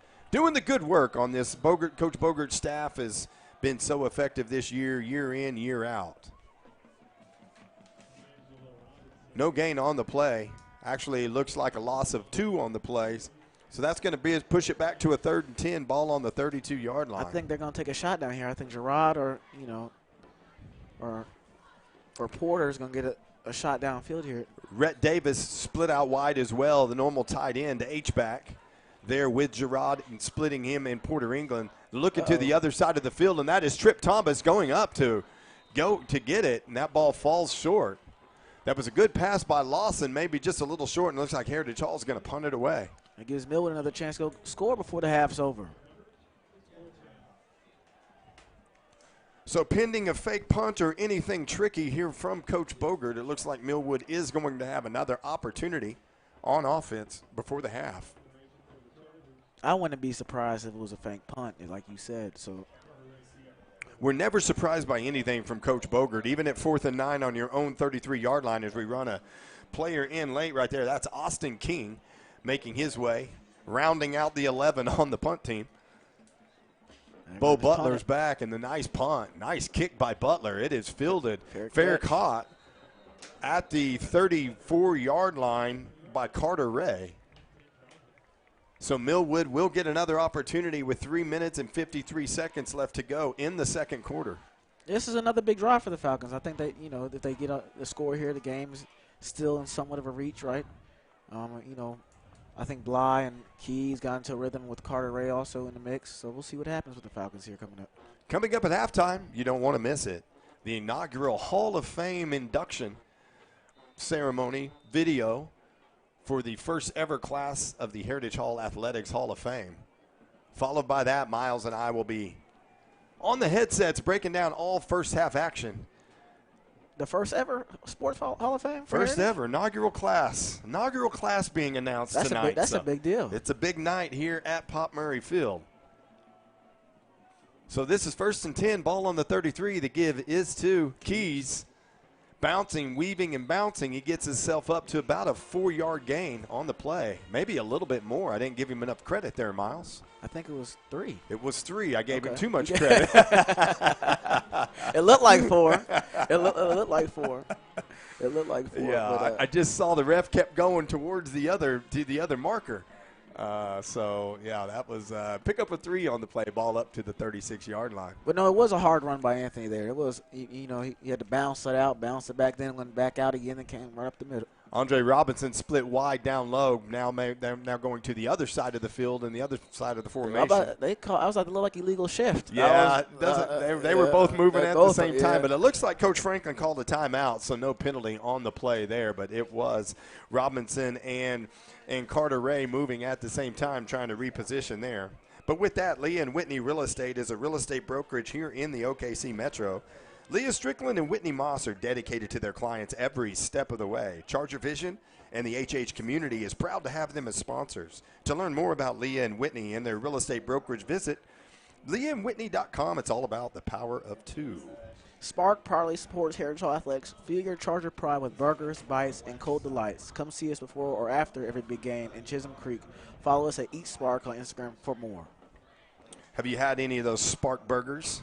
I've not had their Spark. They have good mozzarella sticks. Oh, man. I was there. So I watched, what was it, game 2? Game 3 of the finals at Spark. Oh, is that right? Okay. Yeah. Boy, they do such a great job, and we love our Spark. And there's lightning right there. Oh, yeah. There's the old mascot has made it out for a home opener here at Pop Murray Field. Back to action, 2nd and 6 here for the Falcons. Bly drops back. He's looking for the receiver across the field. Oh, and that ball's on the ground. It was placed in the right position for Andre Robinson. And he was by himself. Unable to come down with, and that probably would have been good enough for a Millwood first down. That was a big drop for the Falcons there. He was by himself wide open. I think he was surprised when he looked like he was surprised when the ball was coming his way. So Millwood facing a big 3rd down right here, not really wanting to give the ball back to Heritage Hall and give them another opportunity to add to this 22-0 lead. But plenty of time here. Heritage Hall still has all 3 of their timeouts, and you know that Coach Bogert, should we be able to get the ball back, is going to go for points on this board. Bly drops back. He's looking for a little screen. Layup. He's looking for keys across the middle. It's going to be real close to a first down. It's going to be a right foot, left foot spot, and that's going to be good enough for a Millwood first down. So Millwood picks up the 3rd and 6 conversion. Bly to Keys. I don't know if I have bad eyesight or these spots look short. It looks short, but they're giving. That's my opinion. We're looking at our monitors and across the field. I'm with you. I'm gonna blame. I can blame my eyes. We can't blame yours. You know, okay. you got those young eyes still. No, I don't know. It looks short, and then you say first down. I'm like, okay. So that's good enough. Ball's up to the 42-yard line for the Falcons, trying to get something mounted. 5 possessions so far, punt and fumbles, or a fumble and then punt on all of the other possessions. He throws one up over the top, and that is going to be a late flag that comes out from the side judge here over at the 40-yard line. I think that has to be holding. So we'll when see he what rolled they out. got him. See what they saw here. That was kind of a little touch pass over the top that fell incomplete. The ball was intended for Marquis Vick. And this is going to be an ineligible man downfield on the Falcons. So we're going to ask Coach Bogert if he wants to accept that. But, yes, he will accept this penalty. So that ball will be marked off. We said Heritage Hall still with 3 timeouts. Millwood with 2 timeouts remaining. So this is going to push them back to a 1st and 15. Ball back to the 37-yard line. That was a big penalty for the Falcons there. Now they're kind of back where they started off. Look at the jungle, loud and rowdy with the drums and the speaker. Got their snare drums going tonight. Got the chants working. Got the senior jerseys. The senior jerseys. The senior women jerseys. They're having a good time down there in the jungle. So 1st and 15 here. 2 minutes, 21 seconds left to go in the second quarter. Millwood trying to mount some type of offense here, and this is going to be a delay of game on the Falcons. So going the wrong direction right here. I think that shows experience there. It was a young quarterback right there with the play clock. And, you know, as a coach, especially one with Darwin Franklin's resume and pedigree, you know, you don't mind plays that you just don't execute, but you really hate the plays, the mental mistakes. Yeah. Those mental mistakes They are hurt a really lot. what get you. That gives us the keys up the I middle. think He found a big hole. I think he made some of that back right It's there. the biggest hole of the night for Anthony Keys, and he gets back about 9 of those yards. And I think he might be seeing some fatigue with the Heritage Hall defensive line there. So Heritage Hall is going to take their first timeout of the half here with a 2nd and 11. You'll think that Coach Bogert's probably going to use those timeouts in hopes of getting the ball back and getting some more points on the scoreboard, leading 22-0, but it's never enough. It's never enough with Coach Bogert. He if it's up to him, he'll score every time. So. Hey, you know, we're going back to the Soul Bowl. I know we've talked about it a little bit. We didn't have much time, but 257-7 in the last 5 years, and it was Douglas's first win since 2015. Amazingly, you know, and I'd like to get your feedback on this. Douglas is 3-0 for the first time in a decade. Yeah. You know, they have won just 3 games total since 2022. Yeah, I think that Coach Damon Turner's doing a great job over there. I think he's, you know, building the program the right way, and you know, at Oklahoma State Public Schools Media Day, he was just very consistent on, you know, moving forward and building and, you know, making certain players become leaders. And I think they have a lot of seniors on the team that, you know, have suffered from the losing over the years. And, you know, they're finally, you know, coming on top and winning. And I just think Coach Turner's done a great job. And, you know, they believe in him. When you believe in the program, everything goes the right way. And you kind of saw that belief on their sidelines the other night, didn't you? You know, Coach Turner in his 3rd year over there at Douglas, and you just feel like there was a different attitude. You did, and I think I said to a few people, you saw the urgency that Douglas played with throughout the game. It seemed like they wanted it a little bit more. So congratulations last week, Soul Bowl. We always love it when that's played. And this is Bly dropping back. He's finding Keys over the middle. This ball is picked off by Walker Riddell. He's at the 50. He's coming back the other way. He has the lead blockers in front of him. Walker Riddell cutting back to the middle. That ball is going to be tackled. He's going to be tackled at the 25. There is going to be a illegal block on the play. Anthony Keys is hurt. Keys is still on the ground. He got sandwiched up a little bit right there as the ball was thrown in the air. And Bly took a big hit on that throw. And on the return, the flag came in late, and it looks like it's probably going to be an illegal block in the back. It looks like it appears right now that the interception will stand, but it will be marked off from the spot of that foul. Coach Bogert congratulating Walker Waddell. Great play, great interception there by Waddell. Bly just kind of threw it up in the air into triple coverage, and it looks like Keys is walking off the field under his own power, so that is good to see. Well, there's the maintaining pressure you saw again there with hitting the quarterback on that throw. That caused the interception because Bly didn't see where he was throwing the ball. He just threw the ball as he got hit. So, well done by the Chargers defense. And here it is once again.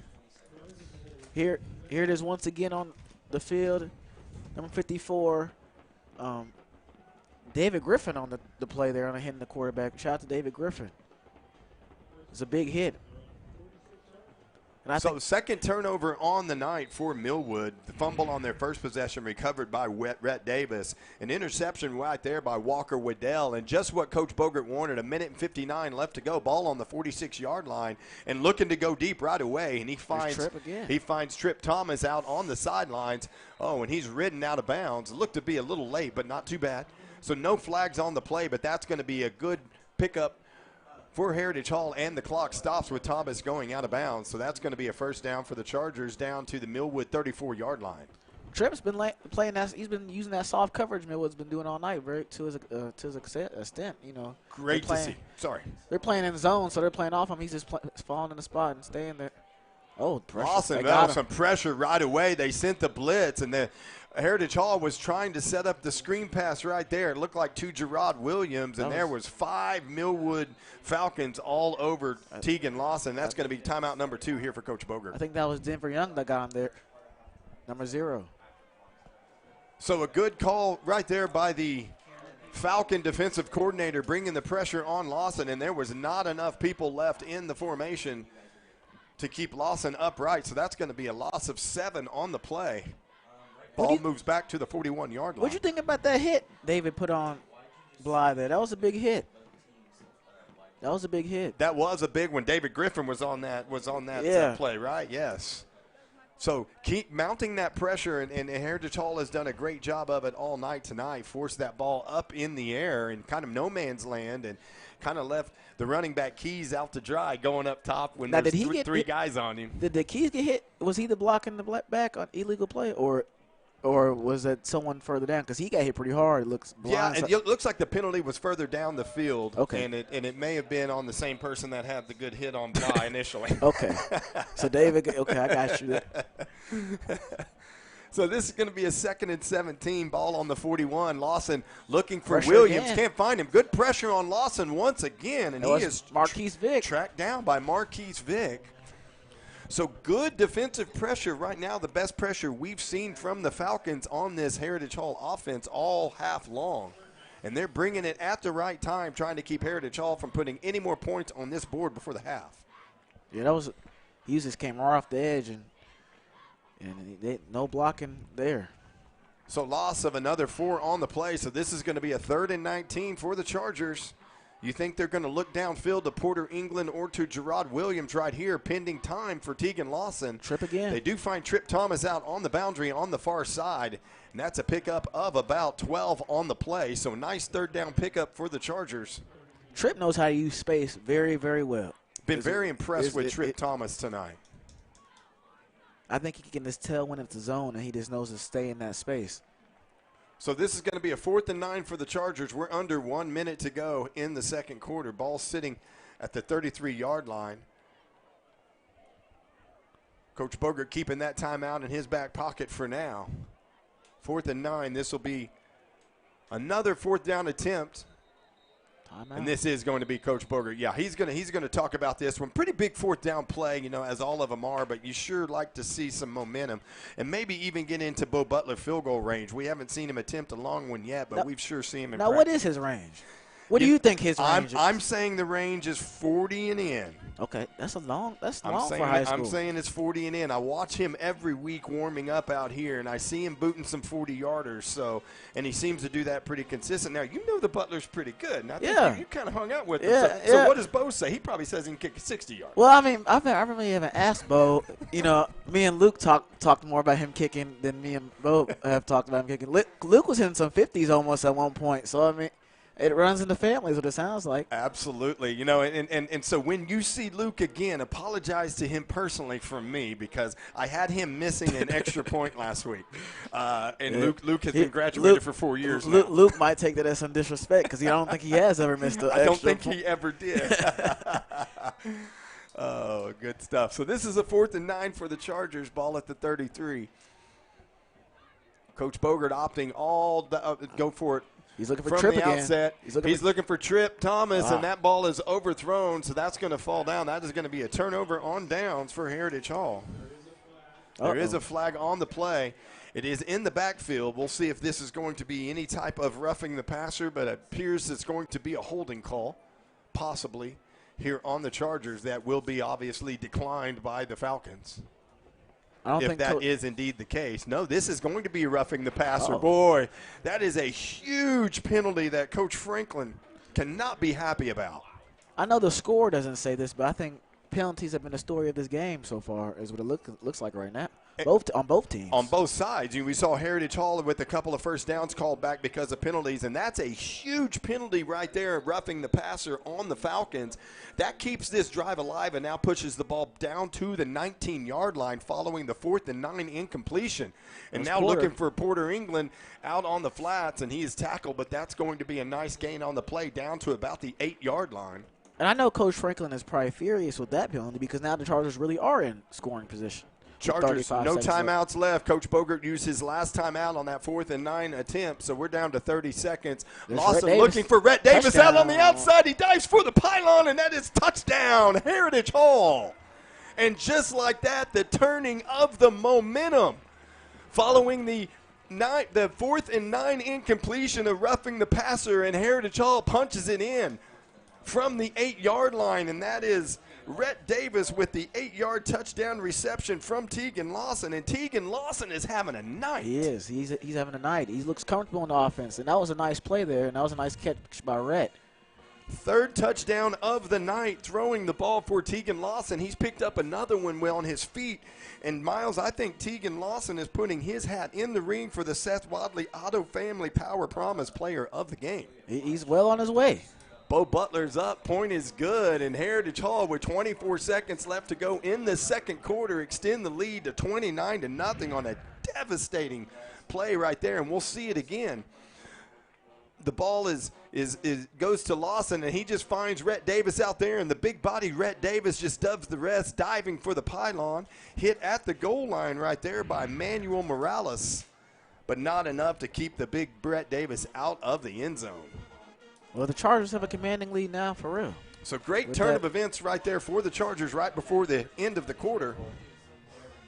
Yeah, those penalties hurting both teams, and I think they're hurting Millwood a little bit more after that drive. That roughing the passer hurt. That one hurts a lot. We didn't know if it was going to be a roughing the passer, if we were going to have a holding call, and we got what we wanted, and that was the roughing the passer.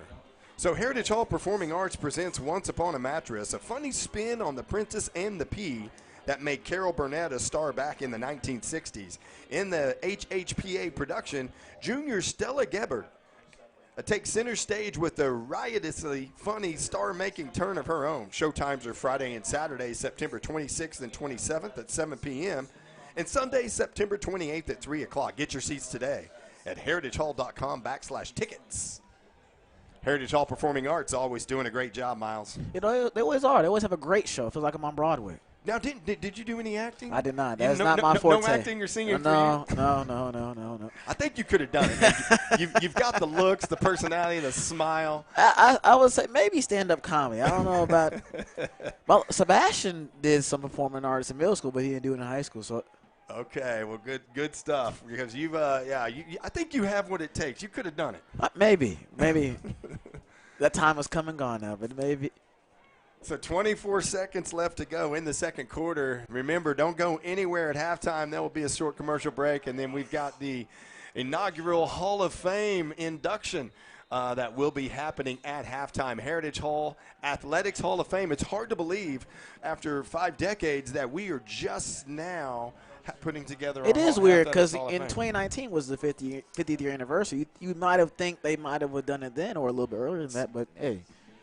It's not too late. So we are so happy to announce the inaugural class. And, it's always people that have, meant so much to Heritage Hall, the history of the Heritage Hall athletics program. And we're just so excited tonight about this very special moment in Heritage Hall athletics history. So don't go anywhere while we, cut to halftime. And then following that presentation, Miles and I will be back talking about all of the scoring recap and some keys to victory that we've been able to accomplish. And we'll talk about what Heritage Hall needs to do in the second half to maintain this lead and get away with win number 2 on the year. I know we have some time before halftime, but what do you think of the first half so far? I think it's been a great. I mean, it's been a well played game. I think Heritage Hall feels very dominant in this performance so far. As that gives the keys trying to get outside. It's got a little bit of space, but he's ran down right there by Austin King. There's a flag on the play. Austin King's done a great job all year coming in. Let's see if we have his. Yeah, coming in 17 tackles on the year, leading the team. So good to see Austin King continuing his great start to the season, the junior, 6'2", 205-pound junior. Porter is everywhere. He's one of the leading tacklers, too. Porter Ringo's doing it on both sides of the ball. I wonder what that penalty was. I didn't get to see it. Looks like it's a big mark-off here against the Chargers. So that ball is going to be moved all the way up to about the 42-yard line for the Falcons. 14 seconds left to go here in the second quarter. It's been Bly all the way. The give is to Keys. Cutting to his right, back up the middle, pickup of about 5 on the play. Millwood still has 2 timeouts left, and it looks like they're going to be content. Nope, they're going to take it right there. They're trying to get on the board here. I was about to say, no reason to take those into the half. I know there's only 3 seconds left, but that's time to carve something up. Anthony Keys has looked good in the second quarter for the Falcons. He's found his groove in the run game. Looks like that run game, you're right. I mean, at the line of scrimmage, Millwood has done a much better job in this second quarter and opened up a little bit of space there for Keys. Yeah. I wonder how that's going to continue in the second half for the Falcons and what the Chargers are going to adjust to do to slow that down. Well, what I do know is that we are proud to be a part of the Charger family. Dave's Hot Chicken is here to spice up your game day. Enjoy our mind-blowing hot chicken from our newest location in Chisholm Creek. All of these Spark and Dave's Hot Chicken got me hungry up here, Miles. No, yeah. A big shout out to OKC Sports Radio 105.3 FM for powering ChargerVision this season. The station does a great job of shining a spotlight on high school teams and players around the state, including our Heritage Hall Chargers. Tune in to 105.3 FM on your radio for some great sports talk from KIMB crew. You don't know anything about those guys, do you? I don't. You know. No, I'm playing. So you got your own read, didn't you? Yeah, I did. You got your own read right there. We're going to talk to Miles a little bit at halftime also about what he has going on, and he's got some exciting news about his new show that is about to debut once again. As that ball falls short, that's going to be zeros on the scoreboard. A dominating first-half performance for Heritage Hall, 29-0 going into the half over the Millwood Falcons. Don't go anywhere after a short break. We were going to be announcing the inaugural Heritage Hall Athletics Hall of Fame. You have been watching Heritage Hall football right here on the ChargerVision Network.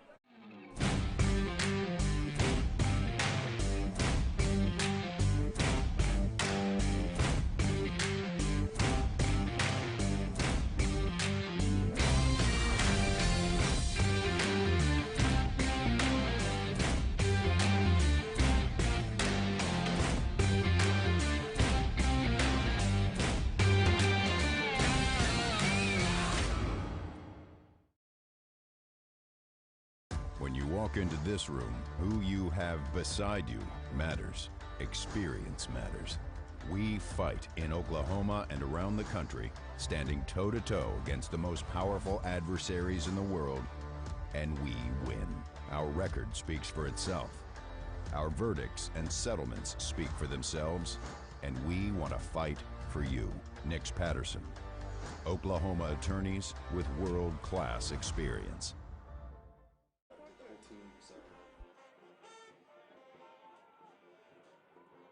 I talked to her. You did? Yeah. She complimented me on my haircut. But my haircut's messed up now. Go fix it. Is it messed up? Having No. technical difficulty. Hold on just 1 second, please. I'll be back.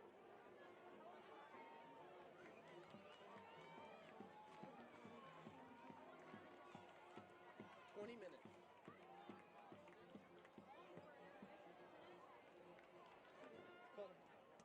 Well, halftime, but yeah. Well, it's also The curl, fix the curl. also because we're actually on live feed, so yeah, it's gonna be long. Wait, we do commercials? No, they do commercials. And now we're commercial. Well, we do commercials, just not as many as they. Yes. Here. They made me pay for it. Why? I don't know. Made me pay for it.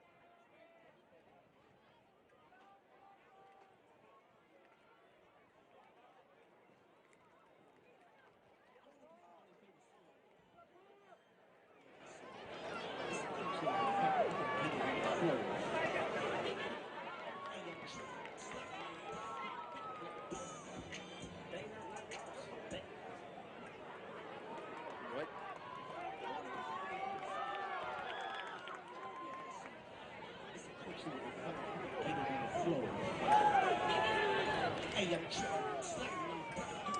Hey London, I got the palm team.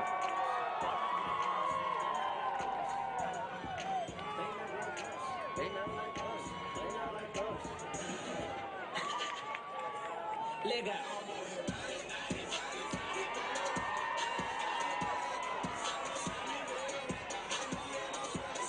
I got the palm team for you.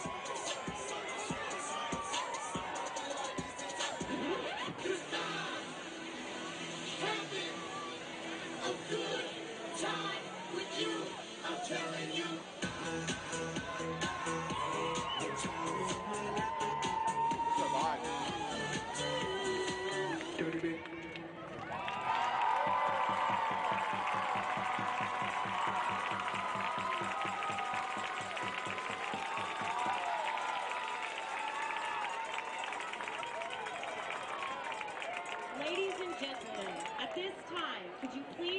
direct your attention to the scoreboard for the official announcement of our 2026 inaugural Charger Athletic Hall of Fame inductees. Good evening, Charger fans. Tonight is not just another game. Tonight is not just another gathering. Tonight is a moment in history. For over half a century, Heritage Hall has built a legacy, not just of winning, but of excellence, pride, and an unrelenting pursuit of greatness. With 104 team state championships, 422 individual state champions, and 487 all-state athletes, we have risen to stand among the elite athletic programs in the state of Oklahoma. But numbers only tell part of the story. Behind every title, every record, every victory are people. Coaches who push past the limits, athletes who gave their all, administrators who laid the groundwork, donors and families who believed in the dream.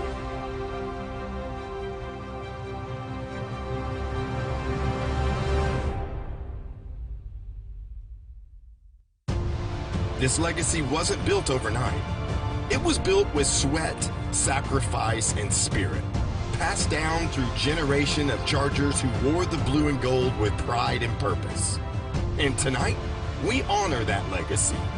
Tonight, we take a moment to look back, to remember, to celebrate, and to enshrine. For the first time in our school's storied history, we welcome the inaugural class into the Charger Athletics Hall of Fame, a place reserved for those whose greatness defined who we are and will forever inspire who we will become. Ladies and gentlemen, the time has come. Let's meet them now. Wes Welker. Wes Welker changed the game, not just for our football program, but for our entire school community. During his time at Heritage Hall, Wes embodied what it truly means to be a Charger. Hardworking, disciplined, and fearlessly competitive. He embraced every challenge, pushed beyond every limit, and refused to settle for anything less than his absolute best. Whether on the field or in the classroom, Wes proved that greatness comes not just from talent, but from grit, focus, and an unwavering commitment to excellence. Even more importantly, he showed generations of students that with heart and hustle, anything is possible. Craig Brown. Craig Brown is a true legend in Charger history, a remarkable athlete whose name is etched throughout our record books. Craig brought exceptional talent, unshakable dedication, and a fierce competitive spirit to every game, every practice, and every classroom. He didn't just wear the blue and gold, he lived it. He represented our values with passion and pride, becoming a role model for all who followed. Craig set the standard in performance, in sportsmanship, and in leadership. His impact still echoes today, inspiring the next generation of student athletes who walk the same halls and wear the same colors.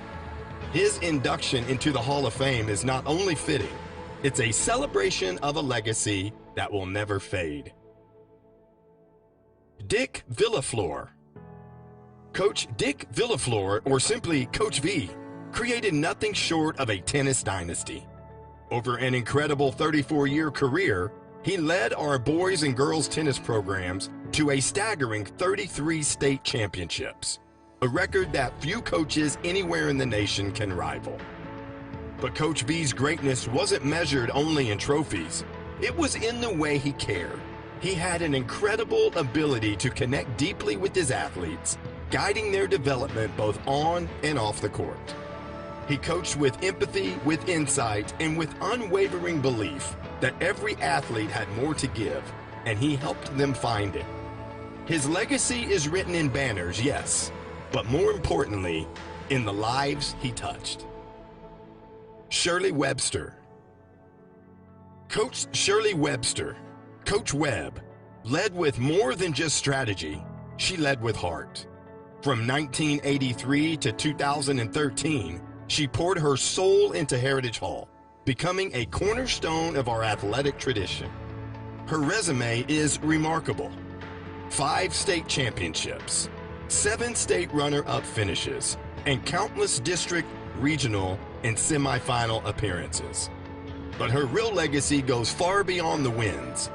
Coach Webb was a mentor, a teacher, and a second mother to so many. She led with passion, with principle, and with an unshakable belief in her athletes. She didn't just coach games, she shaped lives. Aubrey McClendon. Aubrey McClendon believed in possibilities, and because of him, we dreamed bigger. His generosity and vision played a vital role in transforming Charger athletics, elevating our program to new heights, and opening doors for future generations. The McClendon Athletic Center stands today as a monument to his commitment, not just to facilities, but to opportunity, excellence, and growth. His legacy lives on every time an athlete walks into that building, striving to be better, to go further, to represent something greater than themselves. Aubrey's belief in this community and in our mission helped shape the past, define the present, and inspire the future of Heritage Hall athletics. 1998 Football State Championship Team. The 1998 Heritage Hall football team made history by securing the school's first ever football state championship, thus setting a new standard of excellence that still defines our athletic tradition today. But their impact went far beyond the scoreboard. This team embodied the true spirit of success, showing up with dedication, facing every challenge with resilience, and playing selflessly for one another. They reminded us all of what really matters, that it's never about individual glory, but about the team. Their victory was not just a championship, it was a lasting lesson in unity, grit, and the power of collective heart. Tonight, we've honored individual greatness, team triumph, and the unbreakable spirit that has shaped Charger athletics for over 5 decades. From record-breaking coaches, to legendary athletes, to generous visionaries, to a team that started it all. They represent the very best of what it means to be a Charger. Their stories are now etched forever in our history. Their legacies will continue to light the path forward. Each has left an unforgettable mark, not just in our history books, but in the hearts of everyone who calls Heritage Hall home. This inaugural Hall of Fame class reminds us that tradition isn't built by chance. It's built by courage, commitment, and a shared belief in something greater than ourselves. As we look to the future, may your legacy continue to inspire every athlete who walks these halls, wears these colors, and dares to dream. Congratulations to the inaugural class of the Charger Athletics Hall of Fame. Let the tradition begin.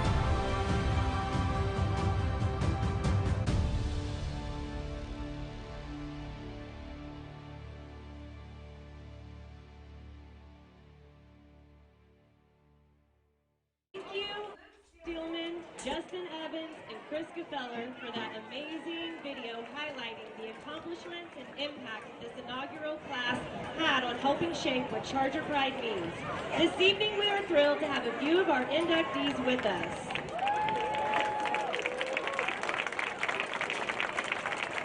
On the field tonight we have Hall of Fame athlete Craig Brown, Hall of Fame coach Dick Villaflor, Hall of Fame coach Shirley Webster,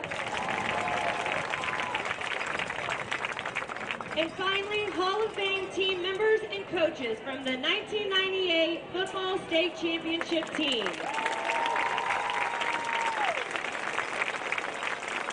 We look forward to officially inducting this first class next summer on Saturday, June 6th at our Charger Athletics Hall of Fame banquet and hope you can all join us. Be on the lookout for more information on that date soon. Congratulations and go Chargers!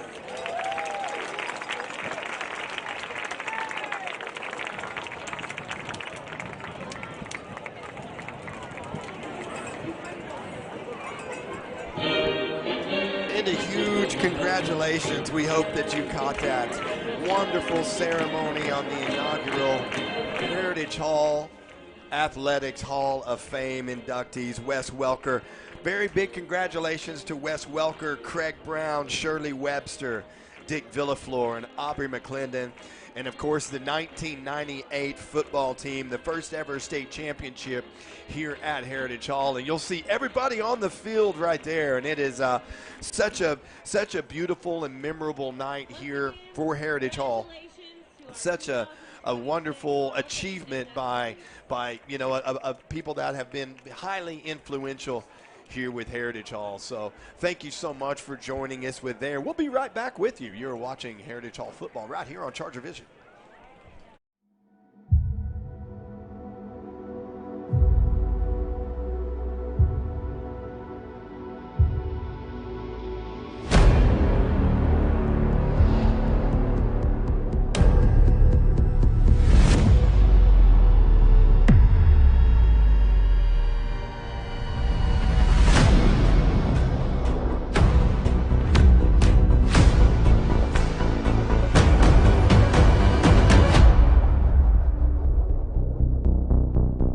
Beneath the Friday night lights, there's a field that remembers.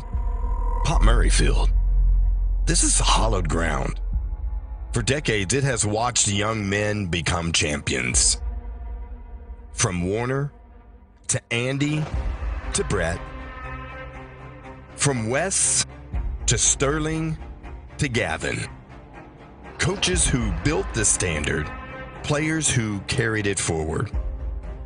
8 gold balls raised, countless victories claimed, and through it all, Pop Murray stands guard. The place is more than turf and bleachers. It's a fortress, a home field advantage unlike any other. Here, the jungle shakes the earth with every roar. Here, the Bogert family video board flashes fire and sparks fear and ignites a third down call to action that makes this stadium rumble. Here, the Eddie Bell waits to toll in triumph. Every painted stripe, every echo of the crowd whispers the same warning. Step onto this field, and you step onto something bigger than yourself. Pop Murray Field remembers the battles, the heartbreaks, the glory. It has seen challenges come with swagger and leave in silence. Because here, there is no mercy for outsiders. Here, the Chargers play with the weight of tradition at their back. Tonight, the Millwood Falcons enter. Game 3 of 2025, but the first time that the lights blaze across this sacred ground. They come in hungry, but they don't know the secret. Pop Murray Field has a power, a spirit, a force that every opponent feels but cannot escape. It's the roar of the jungle. It's the fire of the tradition. It's the 8 championships forged in battle. It's the bell that rings in victory over and over again. It's the pressure of the Pop, our 12th man. You know what's next. Come on. Here we go. Coming to you straight from Pop Murray Field on the campus of Heritage Hall High School in Oklahoma City, Oklahoma. This is Heritage Hall football.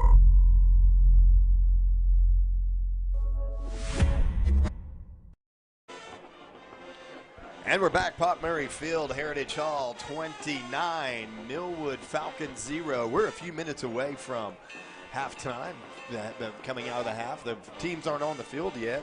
Some scores around high school football. North Rock Creek, who Heritage Hall plays next week, down at the half right now, trailing 30-0 at halftime. And Miles, you've seen a couple of scores on here that are pretty interesting. Yeah, some of the notable games that we posted this week. You know, Choctaw versus Bigsby. It's a big game. Bigsby's at 50-7. That's 50-7 at halftime, Miles. Yeah. Did you foresee that one coming? I didn't. I thought Choctaw might, put up a fight against Bigsby, but I guess Bigsby's is too much of a powerhouse. And then another score we looked at earlier, Carl Albert's up on Stillwater 16-7. And that's number 1 in 6A2 and number 1 in 5A. So that's a good game right there, too. So it's a lot of good games going on across the state right now. So just keep your eyes out, you know. This is a great time of year. Love the high school football going off across the Brett Wagner and Briscoe went into a little bit of a dogfight there. Holdenville now up 32-0. That is on the half against North Rock Creek. North Rock Creek comes in here next week. A district matchup here for Heritage Hall following this game with Millwood. So that'll be an interesting contest as well. Well, you know, Miles, let's talk a little bit about some of that first half action. Heritage Hall got the opening possession and punted, and then went on to score on their next 3 possessions, all touchdowns, followed by a punt on possession number 5 and ended with a touchdown. Scoring drives, a 43-yard touchdown pass to Williams from Keegan Lawson. The 2-point conversion was good by Nash Iser, running it around the left-hand side. That ensued to a 9-yard touchdown run by Tegan Lawson, a play that kind of rolled out of the pocket, and he did it all himself with his feet for the 9-yard touchdown run. And you'll see the highlights of these all running right there simultaneously. Oh, yeah. And then it was, there's Nash Iser right here, actually. The give is to Nash Iser around the end. That's for the 2-point conversion. That was following a penalty on the point after conversion, and Coach Bogert just decided to send the offense back in there. Here's Tegan Lawson. Rolled off to his left, caught some pressure, was able to find the end zone, Miles, for the 9-yard touchdown run. So that was a great play by Tegan Lawson. Tegan Lawson is having a night. 17-yard touchdown to Porter England from Lawson. Followed that one. Tegan Lawson with 3 touchdowns with his arm tonight, 1 with his legs, and so he is definitely the leading candidate at this point for the Seth Wadley Auto Family Power Promise Player of the game. Final touchdown of the half was an 8-yard touchdown pass to Rhett Davis from Tegan Lawson. So what you've seen so far, Miles, are you impressed with the outing, with the showing from Heritage Hall, on both sides of the ball? I'm very impressed. I'm impressed with the assertive dominance from the start to finish. I'm impressed with how Tegan Lawson has, fit his way into the offense and looks very comfortable. He looks like he's been, the star of the whole season. And then I'm very impressed with the defense, the shut down Millwood or not let them get comfortable, figure anything out, even though they did get the run game going. And I'm curious to see how they continue that in the second half. We talked about Millwood went all the way with Bly at quarterback, number 13, Donnie Bly, and so it will be interesting to see here if Coach Franklin maybe makes the move back to Denver Young, who played the majority of the snaps against Douglas, or if he sticks with the young Bly. Millwood. 2 turnovers in the first half, a fumble and then an interception. So what are your thoughts on that? What do you think Coach Franklin's thinking right now? If I was Coach Franklin, I would just leave it alone and let Bly finish out this game for a few reasons. It's the confidence of the team, the offense, and his confidence sake going forward. But also, I don't want to confuse my team, throwing in Denver in the game right now, and and you're down 29. So I think there's a lot of different aspects. And then also, you could throw in Denver and see if it gives you different juice of energy, right, going into the second half. So there's a lot of outcomes that could happen either way, but I don't know if you should do that right now. The next 3 games for Heritage Hall, it's the North Rock Creek Cougars against 3A number 6, the Anadarko Warriors, and then 3A number 15, the Kingfisher Yellow Jackets. Following tonight's game for Millwood, they will face the Blackwell Maroons, and then 2A number 1, Jones Longhorns, and then 2A number 5, OCS Saints. So it doesn't get any easier for this Falcons team. And Jones is a good team. And, Coach Sean Love over there at Jones, but Jones is a good team, and I think they're a real competitor in 2A this year. The number 1 team in Class 2A. And, Jones is another one of those teams who have really benefited from the open transfer. And you and I were talking about this earlier and want to get your thoughts on that. The open transfer, it's just kind of changed the game a little bit. C.J. Turnbull, last year's quarterback for Millwood, now is the quarterback at Putnam City. And they lost some other talent as well. They did, and I think, it's hurt Millwood a little bit, but I think Coach Franklin thinks he can, you can benefit from it and grow some players into new roles and, sprout some new things. But it's across the state. It's benefited a lot of teams. It's hurt a lot of teams, and especially in Tulsa. If you guys pay attention, Tulsa, Bigsby, and, especially Broken Arrow. They got 2 big transfers that came in this year, both 4 stars ranked nationally. Got offers from Oklahoma and about everywhere else. So it's just an interesting thing to see, especially in basketball too. And Miles, I wanted to talk about that. Graduate, obviously, of 2021 here at Heritage Hall, and Super Prep OK, OKC Sports Radio 105.3, and you do such a great job out there. And tell us about the new show that's going to launch October 14th. Oh yeah, we're getting back into the groove of things. Super Prep Live is live in effect. Shout out to Coach Chevis Smith at Dale City, head coach of the boys basketball team. And we have some special guests coming on the show. I'm not going to announce them yet. You guys will see if you follow Super OK and OKC Sports Radio 105.3 on social media. But the show will take place at La Gala. It's a store downtown if you like streetwear, clothes, fashion. I know a lot of young kids do parents, so they might know what that is. And shout out to Cheyenne Ahmed, another Heritage Hall graduate. He's also the owner of the store, so it's a Heritage Hall connection there also as well. So shout out to Cheyenne. Miles, we could not be more proud of you, and I cannot wait to see the new show and the launch. I know you're a senior at OU now and an advertising major there at OU. So how do you have time to do all of this with this schedule of yours? I honestly don't. To be honest with you, and I talk to my parents about this all the time, I think I just figure it out as in, like in life, you figure things out to make it work, right? And I'm blessed and able to do stuff. And, I think being in Gaylord and advertisements kind of helped me with my job. So it's like it's a perfect balance. And so, yeah. For Charger Nation that doesn't know, Miles Perry and the family business, Perry Broadcasting, and, have done, and they were actually very instrumental, your grandfather, in when the Soul Bowl, was being played, years and years ago, 50 years ago. Yes, sir. Your grandfather and the production company were very influential in advertising and marketing that and getting that going. Yeah. And, we love the Soul Bowl and love giving back to the community, so I think we'll continue doing that. So Grandpa went to Douglas and Dad went to Millwood. Yeah, it's weird, huh? So did house divided. Yeah, that's exactly right. I'm a Charger, so I have no business being in that. But no, yeah. So Dad was quarterback at Millwood, and Grandpa was quarterback at Douglas, and the house gets along well. So there's no beef. Well, that is wonderful. Such a great young man, Miles. It's always good sitting up here with you, and also just such a quality family that we've been blessed to be around for a number of years now. So. Millwood's going to get it for the first possession of the second half, and the give is to Keys up the middle, and much like before, he is hit hard, and I believe that is Andrick Golden right out of the locker room, putting the big stick right there on Anthony Keys. And I wondered how Heritage would respond coming at halftime to the run game. It looks like they're not taking it too kindly, and they're trying to shut it down early. So Heritage Hall looking to keep the shutout intact and also keep the pressure on the Millwood Falcons. It's going to be a loss of 1 on the play by Keys. 2nd and 11. Ball on the 19-yard line. First possession here of the second half. And it is Bly all the way. That throws out. That is going to be a pick six. And that is Trip Thomas. We've called his name all night long.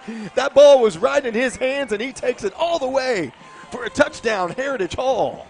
It looked like he knew the keys to that play. He was right there on time. Trip Thomas was never fooled on the play and stepped right in front of it, and there was nothing but green grass in front of him. And so what a start here in the second half for the Charger defense. Take away number 8 on the year.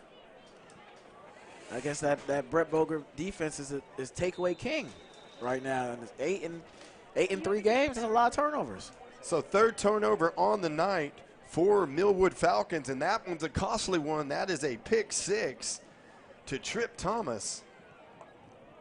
Trip Thomas might be throwing his hat in the ring along with Keegan Lawson. Point up, it is good, but that there is a flag on the play, so we'll take a look at that. Now I think you question, do you take him, you change your quarterback? Because I think now it's in his head for the Falcons, but we'll see what happens this next drive. Yeah, and here it is once again, as you'll see Bly. It's like he never saw Trip Thomas out there. Trip Thomas makes a great play, a great break on the play. The ball was intended for Anthony Keys, and nobody impeding Trip Thomas all the way to the end zone. So a quick score for the Chargers. Yeah, it was a quick score. Now, I'm curious to see what happens on this next drive for the Falcons at the quarterback position, if they're going to put in Denver Young or keep in Bly. So the Chargers came in tonight with 5 takeaways, averaging 2.5 per game. had one interception on the year. That was Jackson Echok, who returned it for 15 yards, and had 4 fumbles recoveries coming into tonight, one by Walker Riddell, Klein Reuter, Rhett Davis, and Ayers Kurtz. And tonight, there's been another fumble recovery by Davis. That's his second of the year. Another one by Walker Riddell, also his second of the year. And then the pick 6 for the second interception of the year, the first pick 6 for the Charger defense here early on in this 2025 campaign. So Coach Boger's showing he can call defense and offense this year, huh?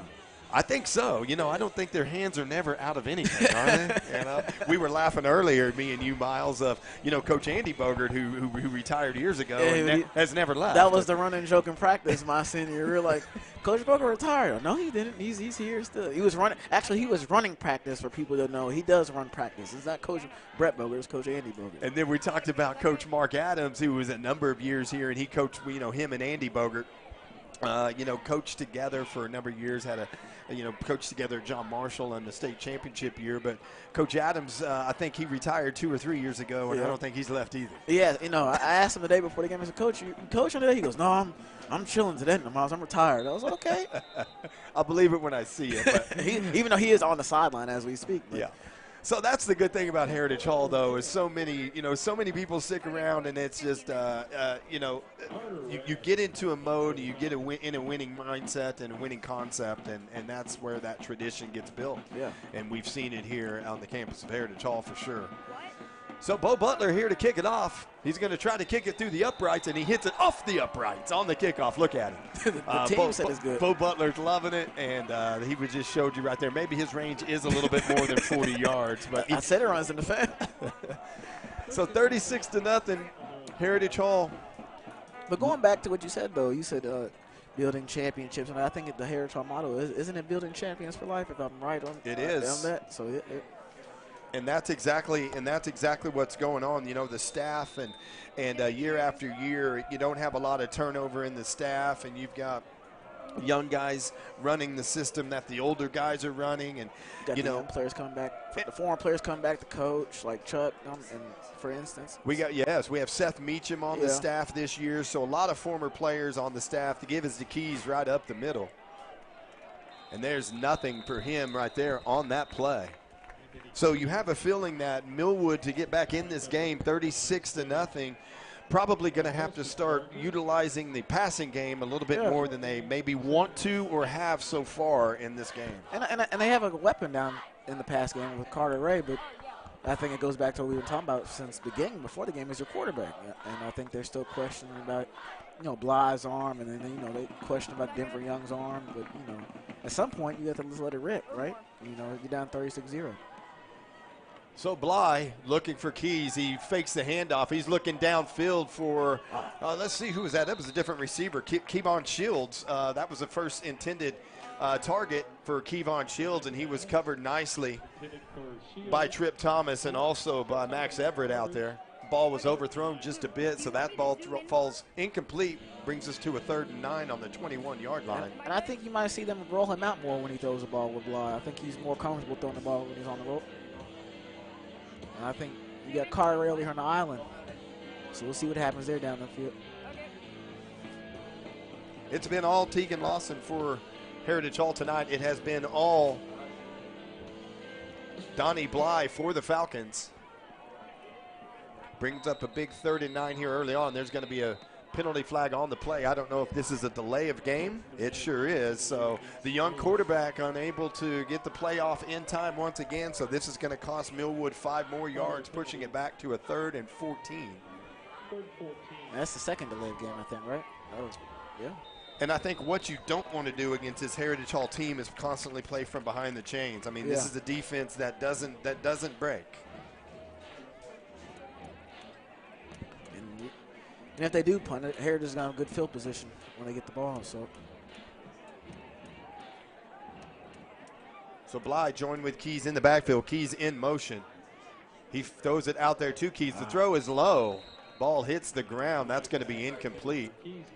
So that's going to bring up a 4th and 14, and you think that Coach Franklin will definitely punt this ball away right here. Luke, do you want me to The piggyback off, you talking about the Heritage Hall defense as a break, but you see their communication all the way across from the DBs to the linebackers is top notch, and they're all on the same page every time. Heritage Hall has not really been threatened by this Millwood offense too much. There was a nice drive that was mounted with about 5 minutes left in the second quarter. That ball's off the side of his foot, and that's going to hit, and that's going to take a big Heritage Hall bounce. Millwood needs to get on it, but that's going to be Heritage Hall starting at the Millwood 28-yard line. That's only going to be a net punt of about 12 yards there for Millwood. 30-yard line, approximately. Well, Heritage is in 4-down territory. Luke, is this good or can you see? So Heritage Hall is going to take over. They're going to call it officially at the 29-yard line. 10 minutes to go here in the third quarter. Heritage Hall already on the board in the second half on the 20-yard pick six by Trip Thomas. A ball that he stepped in front of. If you were late coming back to us, there were fireworks quick. We'll see if Teagan get another touchdown here. Pass or by himself. Teagan Lawson still in for the Chargers. We don't have an update on Hudson Ferris. To give his to Waddell trying to get outside. Nice big strong run by Walker Riddell. It doesn't even look like he stepped out. I don't think he did. But he just stopped. But he stopped, and maybe he stepped on the line, but it looked like he shed both tacklers, lowered that shoulder, and was able to break free from the ensuing defender. That's going to be good enough for a Heritage Hall first down, but Miles and I both jumped out of our chair because we thought he still had some green grass. Yeah, it looked like he pushed him out of bounds more than anything, like he just stiff-armed him. So that was a gain of 10 on the play for Walker Waddell. It's Nash Iser in the backfield with the carry, and he's popped hard. Nice hit right there. And that was by number 26, Larry Grizzard. But that's going to be good enough for about 4 yards on the play for Nash Iser. Trip Thomas up top, 3 yards officially on the play. Walker Riddell late running on in the backfield with Teagan Lawson. Rhett Davis spread out wide for the Chargers. The throw is to Terrence. I think that's Gerard. Oh, that was Gerard, excuse me. Gerard Williams right there on the reception. Thank you, Miles. Loss of 3 on the play. So that's going to run it to a 3rd and 10 here for the Chargers. Ball on the 19-yard line, looking to put more points on the board early in the third quarter. Millwood's defense has settled down, looks like, on this drive a little bit. They got 2 stops in a row. Millwood uses 2 schemes on defense, a 3-3 stack like we do, and they bring a lot of pressure. They've done a good job on time, at times, getting to Teagan Lawson and shutting down the Here's one right here. Charger attack. Good pressure on Lawson. He's rolling to his right. Oh, and he goes ahead and tucks it right there. And he's dropped for another loss on the play. That's going to be another sack on Teagan Lawson. I think that was D'Angelo Robinson, if I'm not wrong, number 6. He was moving. D'Angelo Robinson with a nice play, and let's see what we're going to do here. And this is going to be Bo Butler in for the field goal attempt. Now, this ball is sitting at the 24-yard line, so this is going to be a 41-yard attempt for Bo Butler. You said 40. You said you think 40 was his. I said 40 was the range, and so we're going to see right here. They're going to officially, the ball is on the 24. It looks like Bo is going to be lined up at the 30, so this is officially going to be a 40-yard field goal attempt for Bo Butler. And the kick is up, and it is no good. Oh. He had plenty of leg on it. It looks like he just pulled it a little bit right. But plenty of leg and plenty of distance for Bo Butler.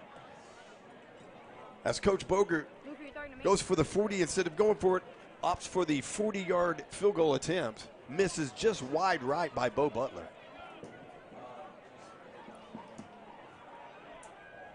It looked good from when he kicked it. I thought it was good. Plenty of leg, no doubt, and we had to wait from our vantage point to see what the indication was going to be from the referees.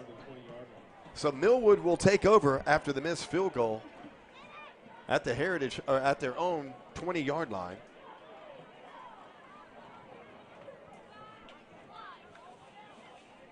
To give is the keys. Oh, he pulled off his helmet. Yep, that looks like that was a pretty bad face mask right there. But in high school, it's all 15 anyway. I think it's getting a little chippy out there. So it did pull his helmet off. He does not have to leave if it is forced off of your head. That's different than if it's just if it just comes off, I believe.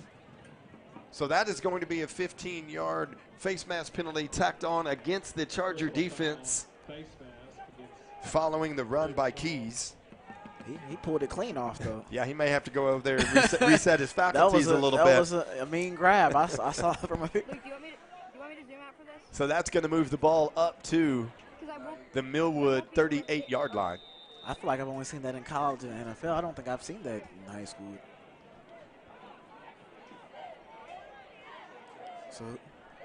So Millwood on the day, 4 punts, three turnovers. So looking to mount a drive here, as we were saying, and that ball is out there. That was a nice form tackle. It was a nice form tackle. He was hit right there, and that was first time we've called him tonight. That was Traylor Miller, sophomore linebacker, 5'10", 182. Tackled by Traylor Miller. That was a good job by Traylor Miller. First time we've called him tonight. He was there right when he got the ball. So this is going to be a 2nd and 8 for the Falcons. Up the middle. Got a new back in. That's going to be Marquise Vick. Was that what number was that? Let's see. I think that was Denver Young, number 0. It was. Yeah, you're exactly right. As a running back, have we seen him as a running back? We have not often? seen him as a running back. I mean, not today, but we didn't. We didn't see him at all last week. Yeah, listed as a quarterback linebacker, has not played the quarterback position tonight. It looks like it's been all Bly. So hey, he's getting some carries in the backfield. I think he's just an athlete. I think he plays a little bit of everything. And that's right. And here's the give to him once again. Looking fumbled. for space. He fumbled. Ball's on the ground. Heritage Hall saying they have it, and we do. And that is another fumble, another takeaway by the Heritage Hall defense, and that is Ayers Kurtz. Ayers Kurtz, second fumble recovery on the year, and Heritage Hall forces another one. Second fumble of the night for Millwood. Is that 9 of the year? That's a lot of turnovers in 3 games. Yeah, that is the 6th fumble recovery on the year for the Chargers. That's the 2nd for Ayers Kurtz. Walker Riddell got his 2nd of the night as well. Or excuse me, Rhett Davis got his 2nd of the night as well. So another takeaway for the Chargers. That is the 4th turnover of the night for the Falcons. This second half has been tough for the Millwood offense. A pick 6 return, 20 yards by Trip Thomas, and then a fumble recovery here by Ayers Kurtz as that ball goes out to trying to look across the field right here. Who was that? Was that Porter England? No, that was Gerard. Gerard Williams on the reception. That's going to be good for a gain of 9 yards on the play. The Chargers really showed off their receiving core this game. All three receivers have been involved quite a lot tonight. Gerard Williams with a touchdown. Porter England with a touchdown. He's waiting on Trip. Rhett Davis with a touchdown. 3 receivers getting different touchdowns. Oh, and that ball is thrown up the middle. Looked intended for Rhett Davis. It was batted down early. Very dangerous throw. This is my favorite part of the game usually. I don't know if we have a shot of it when the cheerleaders start bouncing footballs. They got some good arms. Off the glass. Yes, off the glass of the press box. And here it is. Here is the fumble play once again. That ball is given to I don't Young. think he ever had it when he first initially handed it off. Ball's on the ground there, yeah, and that's recovered by Ayers Kurtz, and he runs out of the pack with it. There's no robbing that. There's no stealing that ball away from him. He gets out of there. We got an injured player on the field, it looks like. We'll see who we have down. It was a Millwood Falcon still on the field. So, yeah, it's a tradition here that the cheerleaders will have the small footballs.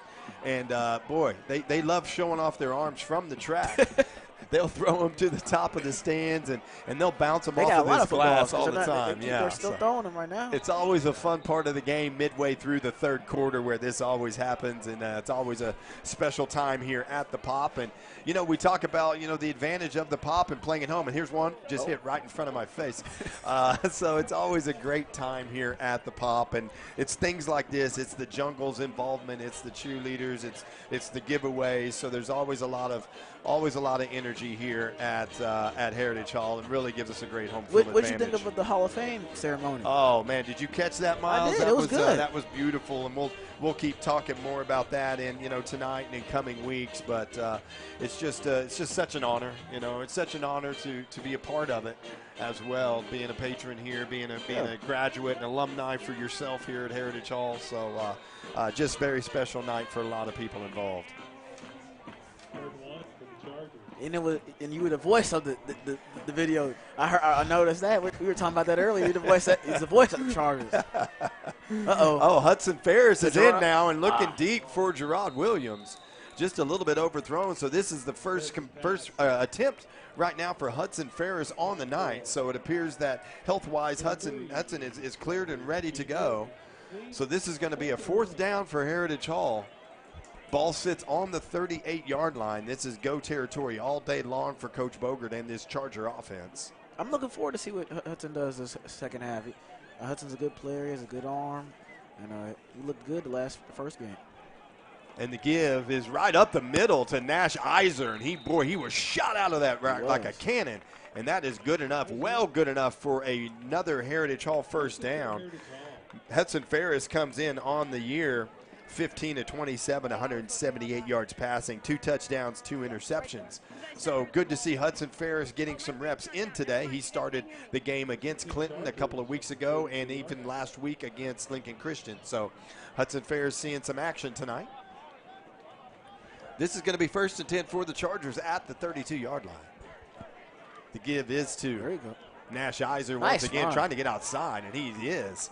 Cuts it back in just a little bit. He knows how to use his blocks very well. Very patient runner right there, Nash Iser, and that's going to be good enough for another Heritage Hall first down as the Charger offense is on the move once again. 1st and 10. Looks like Terrence is out there, wide receiver. Heritage Hall tonight, touchdowns on 5 of 8 possessions. Missed field goal on another one. Only 2 punts on the night for the Chargers. We got a timeout on the field. Wasn't sure who took that timeout. I think it might be an injury timeout. I think another Falcon is down on the field there. Charger Nation, get game day ready with Diesel Horse Sports and Orthopedics. Dr. Matt Dieselhorse works with athletes of all ages, accelerating their return to play and maximizing performance through coordinated training, injury prevention, bracing, functional rehab, and imaging. With years of medical and surgical expertise, Dr. Dieselhorse gets Oklahoma athletes back on the field. Ryan Cunningham and Marcus Mears established the law firm of Cunningham and Mears with the mission to help Oklahomans who are injured by another negligence. Over the last 30 years, they've helped thousands of clients recover from hundreds of millions of dollars. Consultation is free, and you'll only pay them if they win your case. If you are a loved one is injured or needs help with an insurance dispute, Cunningham and Mears has the experience that you need. Miles looks like a cramp on the field. Yeah, it is that type of weather. The trainer's out there from Millwood working through that. Looks like a calf cramp. In a lot of pain. I don't have a number. Okay, there's the number. We finally got a number on that. That is D'Angelo Robinson. Yes, you're exactly correct. So it looks like Mr. Robinson's going to be okay. I think they have another cramper over there, too, by the sideline. I think he's over there getting stretched out, too. Oh, I see that. Yeah, that's right. That happens on these humid days. Yeah. We step out of this press box where it's freezing in here, and then you step out, and it gets a little sticky out there tonight. 86 degrees at kickoff today. So very warm day, and sometimes, especially early in the season, you'll see these cramping issues come up. But that is the only time we've seen it so far tonight, so that is all good. The give is to Nash Iser once again. Nash Iser, their late flag coming in. I believe this is going to be a hold there on the left side of the Charger offense line. I wonder how many penalties we've seen in this game. We've seen the flag fly a little bit. There's no doubt about that. Nash Iser getting the bulk of the carries here in the second half for the Chargers. We'll look down on the sidelines and see if there's any issues with Max Everett or not, or just Iser's getting the opportunity here. So there's Max right there. I think he's in right now. He's standing behind. Oh, he is back in. Very good. Good to see. So just splitting the time between the two main featured backs here for the Chargers in the third quarter, up 36-0. 4 minutes left to go. Terrence Johnson spreading out wide on the far side. I think you're seeing the will of the Heritage offensive line this drive right now. This has been run, run, run. It looks like that's probably going to be a false start here on the Charger offense, and it is indeed. So they'll mark another 5 off here against the Chargers. That'll push the ball back to about the 21-yard line. This is going to be a 1st and 16 now. Quick third quarter, 3 minutes, 54 seconds left to go in this one. Yeah, there's been a lot of running. That clock's been moving. I know this is high school, but you know how in college and pro they show the stat line for the yards of penalties. I wonder what that is tonight for both sides, because they've racked up a few. Yeah, both sides. Yeah, you're exactly right. It's not. It wasn't just common to one, and that give right there is to. Nice run. Oh, that's a good run there by Max Everett. He's not afraid to stick his nose in there. Max Everett comes in at 5'7", 165, but plays much bigger than that. He is willing to take on any sides blocker at any time, anywhere. Kind of reminds me of Landon Lahani. Shout out to Lahani, but how he moves and runs. So, yeah. Boy, Landon Lahani, he's a rugby guy now, He's retired rugby guy now. But if that told you how tough that kid was. Yeah, Landon's a tough guy. That's a really tough guy. So it's going to be 2nd and 11 here. Oh, we've got a false start there on Gerard up top. No, that's going to be on Terrence Johnson. Just started a little bit early, so this is going to push the Chargers back once again. A lot of pre-snap penalties. Looks like we've got a new number running in now, and that's going to be Grant Sullivan, the sophomore, 5'10", 142, wide receiver DB. So he's going to go, and Terrence is going to come out for a play. So that is going to be Grant Sullivan now spread wide up top. Hudson Ferris goes up top, right, going to Trip Thomas. Ball's overthrown just a little bit. He had position on the defensive back, on the cornerback. But the ball was thrown just a little long and wide for Trip Thomas to be able to come down with it. He may have lost sight of that ball just for a minute. The lights were, might have played a factor in that one. So that's going to stay 3rd and 16. I think I'm just catching on this. Trip Thomas, Gray Thomas's brother? Yeah. No? Okay. No. Okay. I got Thomas, so I was thinking. Yeah. Yeah, that was okay. He's tall too, so I was assuming. Oh, nice run. So the give is to Max Everett. Oh, they've got him kind of hog-tied. They've got one leg, but his wrestling background, that's nothing for him. He wrestles too? He's a wrestler. I see it. Yes, that's where you get that grit right there. I see it, the aggression. I see it when he runs. Now this might be the longest drive though of the game right here. Long sustained drive, taking almost half of this quarter right now. Still 2:56 left. This is going to be a 4th and 7 for the Chargers. Remember the last time going forward on the 4th down right before the half, it was a 4th and 9 that the Chargers did not convert, but there was a roughing the passer penalty on the Falcons, which kept the drive alive. And they're looking for Trip Thomas out there again. What a catch! That was beautiful. What a throw and what a catch and what a night for Trip Thomas. That is another touchdown for Heritage Hall. Did he toe tap that? It looks like he went up over the defender and toe tapped it. And that is going to be on a 4th and 7. That is going to be a 18-yard touchdown reception from Hudson Ferris to Trip Thomas. That was pretty. He toe tapped that 1 foot. The lone trumpet.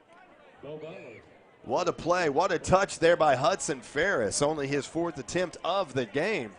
And he put it right where he needed to extend the lead. 42-0 now, Heritage Hall. That was a tough catch. Oh, you got it. That ball, that point after is good. Hudson Ferris comes in, his 3rd touchdown pass of the year. And here we have it once again. We'll see where this ball is at. It's actually going to be a 12-yard touchdown reception by Trip Thomas. He just throws it to the edge of the end zone, and Thomas goes up over the defender and got 2 feet in on that on the toe tap. So showing a lot from the sophomore wide receiver and linebacker today. That was a perfect ball, though. You might have to have a couple of guys that you're going to be talking to afterwards. We might just have the whole offense. We might just have to split it up right there. I think everybody's had a good day today on offense.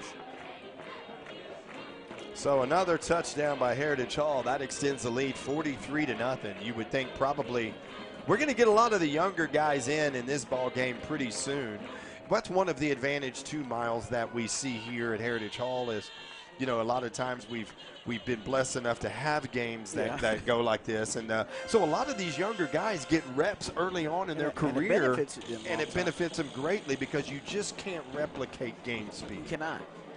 And we talked about that a little bit, you know, with Millwood early beginning of the game. They don't have many game reps, right, as a team. So a lot of stuff you don't know is going to happen in the game. So I think that they're going to probably benefit from these losses later down the road. But, yeah, it's a blessing to always be able to blow out some people and, you know, put in the young guys. And that's kind of what happened with Max Everett last year. He was a freshman that got a lot of reps in. And then he's a guy that just took advantage of every opportunity he had. And you see now the impact as a sophomore that he's making. It gives you confidence, too, next time you go out there and play. And he looks very confident. So Bo Butler into the ensuing kickoff following the 19-yard touchdown reception by Trip Thomas from Hudson Ferris. And we're going to just call him, let's see, is there a flag on the play? Another flag. We've got a stoppage somewhere. Yes, it's right here on the sideline. So this is going to go against the Chargers. Guess I got to re-kick. Is it offsides on the kickoff team? We're just going to call him touchback Butler, but he's going to have to do it again. Millwood band sounds good over there. I loved how they marched in tonight. Always great to hear the high school bands going, especially the Millwood band. Do a great job over there. They had a nice halftime performance at Sobo, both Douglas and Millwood. I saw that. I did see that. Yeah, that was a great performance. One of the other treasures of the Soul Bowl. You know, I mean, that's just those it's just so good. Games. We got that's just bands so good. performing at halftime. Said don't follow the ball, right? So we'll do it again. Bo Butler will now kick it from our 35-yard line. See if he can get another touchback in play. And sure enough, he sure does. So Millwood will get the ball back. 4 turnovers on the night for Millwood, and it has been costly. 43-0 still in the third quarter. Carl Albert Stillwater game is getting closer and closer. Carl Albert 22, Stillwater 13. And the Bixby score has not changed. 50-7 still at the half. That's ridiculous. That was updated 51 minutes ago, so that's it's probably changed. But yeah, I don't think we have any weather around. I was thinking maybe there's some lightning, but there's no weather around, I don't believe. North Rock Creek. Yeah, Holdenville, boy, that's really sticking it to North Rock Creek 44-0 right now. As that give is to, he's trying to bounce around the outside, and he does, and he finds a little bit of space, breaks a tackle right there. Nice, strong, aggressive run, and I think that was Larry Guzard. Freshman running back getting the carry there for the Falcons. Have not seen, yes, Keys is in over there. Okay, I was about to say I don't recall seeing Keys coming back in after his helmet was ripped off, but I believe he's up there. He's been playing a lot of slot receiver in the second half. I've seen him over there quite a bit the last couple drives. You're right. They moved it in. We saw Denver Young in the backfield. Now we see Keys spread out wide on the far side of the field there. With Grizzard in the backfield, and Grizzard's getting the carry once again. This is a good opportunity for some of those young freshmen like we talk about to come get some, he looks good running the ball. Speed reps. He's running the ball hard. So short gain on the play. This is going to bring up a 3rd and 2 for the Falcons as we approach 1 minute left here in the third quarter. Ball sitting on the 28-yard line.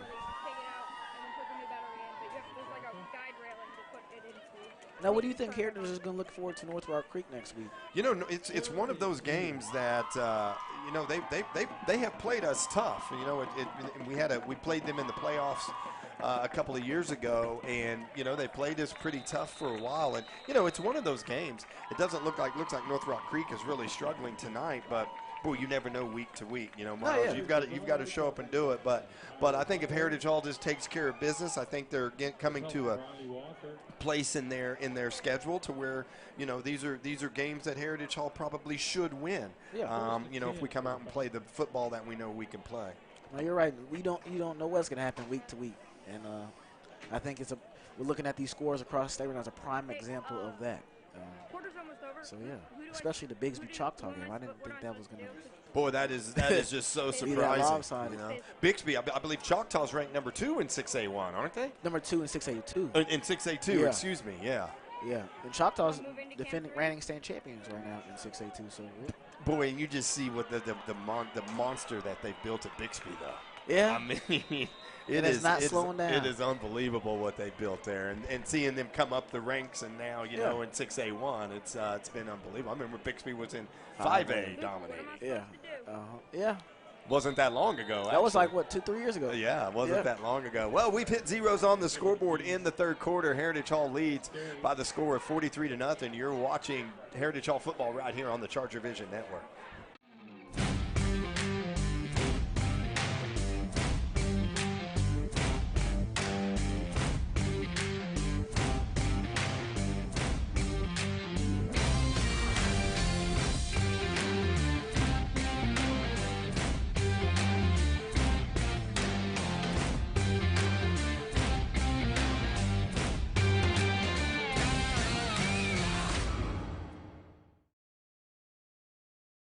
When you walk into this room, who you have beside you matters. Experience matters. We fight in Oklahoma and around the country, standing toe-to-toe against the most powerful adversaries in the world, and we win. Our record speaks for itself. Our verdicts and settlements speak for themselves, and we want to fight for you. Nix Patterson, Oklahoma attorneys with world-class experience. Shop at Charger Corner for all the latest Charger gear. Did you know all profits go directly to classrooms and programs like ChargerVision? Show your Charger pride with great gear and support our students in Richmond. The store is open from 8 a.m. to 4 p.m. on school days. Follow at the Hall Charger Corner on Insta to find out about products and specials and order online via the link in their bio. There's never been a better time to get your Charger pride on. So, Miles, break it down. First 3 quarters, what have you seen? Fourth quarter, what needs to happen as far as, you know, from Millwood's perspective? You're down 43-0. How do you keep your kids motivated? I think for the first 3 quarters for both teams, I mean, Millwood is still unsure of themselves on offense, and then, you know, as I think the high-powered offense for the Chargers is just overwhelming their defense. But I think that you need to find some type of rhythm still on their offense for next week. This what's working. I think the run game is their biggest asset right now. And you see a lot of this happening right now. I like to see these carries by Larry Grizzard, you know, and he's had 3 or 4 carries here on the last 2 possessions. So a young man that's in there and going to get a feel for, you know, finding holes and being patient. You know, a lot of times those young guys get in there and they just want to go. So we're seeing some good yards gained by the young freshman. Yeah, and it's allowing him to also build some confidence. You know, if he gets in the game next week at running back, he's going to feel some success and knows what he can do, and, you know, knows what the like we talking about live game reps feel like.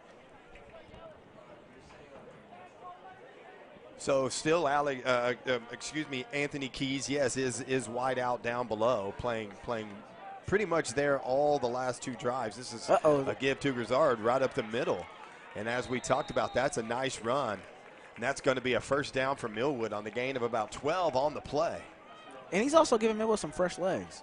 You know, they ran the ball with Anthony almost the whole first half, so I don't know if Anthony's gassed or, you know, they just want a different look, but it's working. You know, and a lot of times getting those young guys in there, they just spark a little bit because yeah, they're coming in and still trying to prove something. You know, they haven't been in, so they're trying to take every chance they can to prove what they can do, and that can spark your teammates around you as well. No, you're right. Like we said, Millwood plays Blackwell, the Maroons next week, then travels to Jones, and then comes back with the OCS Saints at home. So, you know, number 2, nice little run right there. I think there's Is it a flag up there? Don't see a flag on the play, but that is a nice one. Broke a couple of tackles, and that's another pickup of 15. You know that Coach Bogert, and more importantly, I think the Charger defense, a lot of reserves in right now, but you always want to try to preserve that shutout if you can. Yeah. You know, no matter what, boy, those shutouts are nice. They are nice. Seeing that goose egg on the scoreboard is a confidence booster for the team and the morale. And going into next week feeling good. So a lot of reserves in for the Charger defense, and we'll get you some names and numbers as they make plays. The give is to Keys trying to get around the end, and he is hit right there, and then gang tackled by a bunch of young Chargers. That's a first down play for the Falcons. Ball is down at the 29-yard line. Gain of about 5 on the play there for Keys. I think the Falcons are finding their power and their lightning in their running game with the Keys with the power, and then the young freshman is the lightning. John Hayes, 77, running off the field right there for the Chargers. I see Colson rushing, middle linebacker in there, number 8. Looks like a good player, 6'3", 197. Sophomore. Damn. Oh, and he's hit in the backfield. You said and it. that is unbelievable. There he is, right on cue. That was a nice play. Colson rushing with a big hit in the backfield. Shed his block. Finish the job. He's a good-looking player out there, Colson rushing. I don't even think he shed his block. I think he just ran right through him. I think you're exactly right, I think Miles. he just ran right through. Is that how quickly he got there? He just Yes. And there it is. We'll take a look at it right here. And he just rushing, just shoots the gap and finds him a ball handler right there. Tackles Grizzard for a loss. Big hit. Again. Another big hit. There he is. Rushing again. And that ball is separated from the hit on rushing. And this is exactly what we talk about. Now we're talking about on the Heritage Hall side. When these young guys get a chance, they're not only in here trying to prove what they can do and earn themselves some time, but you just see this. This is why every year Heritage Hall just constantly reloads. And we always wonder who's going to be the next guy. And the next guys are usually made on nights like this. And rushing is definitely becoming one of those future guys as we're watching right now. So that's going to be a 4th and 9. Here it is. Bly drops back, rolling out to his right. He's looking deep. He's got a player open. That was Keys, it looks like. Or no, that was actually Carter Ray. No, that was Keys. That was Keys streaking down the field, but that ball falls incomplete. And so they're going to turn it over on downs. I thought he was going to try to lay out and catch that one there. It looked like he had some room. So on the 4th down, Millwood goes for the deep ball, and it falls incomplete. Looks like Harris has a new quarterback in as well. Let's see if we're getting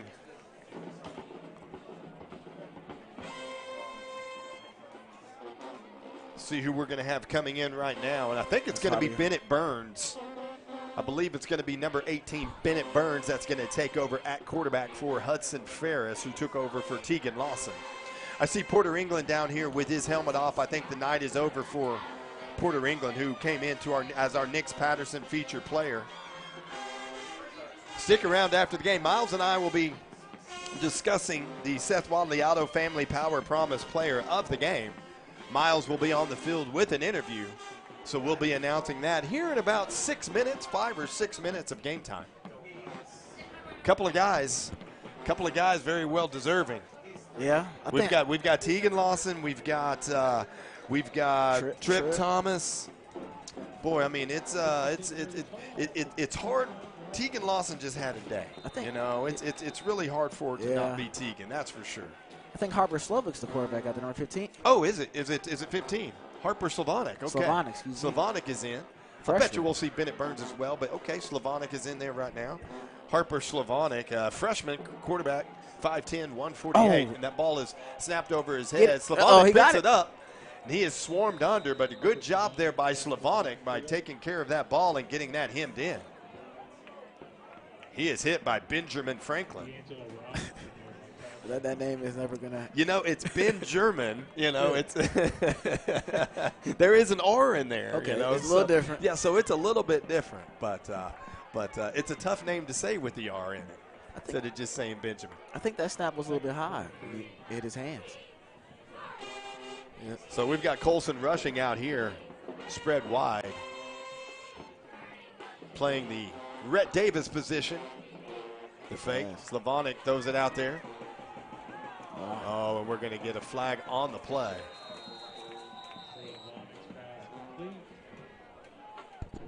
But you're right, this is good for the young players, though. They're getting live game rep experience. And that was Cole Lacey on the reception. Number 27. First time we've called Cole Lacey's name tonight. That is going to be a holding call against the Chargers. So that's going to move him back. This is going to be a second and about 23 here. Ball's all the way back to about the, well, it's going to be more than second and 23. I'll wait for the scoreboard. But this ball is going to be all the way back to about the Heritage Hall 6-yard line.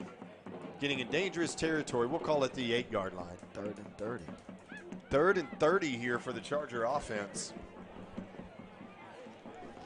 5 minutes, 20 seconds left in this ball game. Heritage Hall fully in control, 43-0. The give is up the middle once again to Cole Lacey.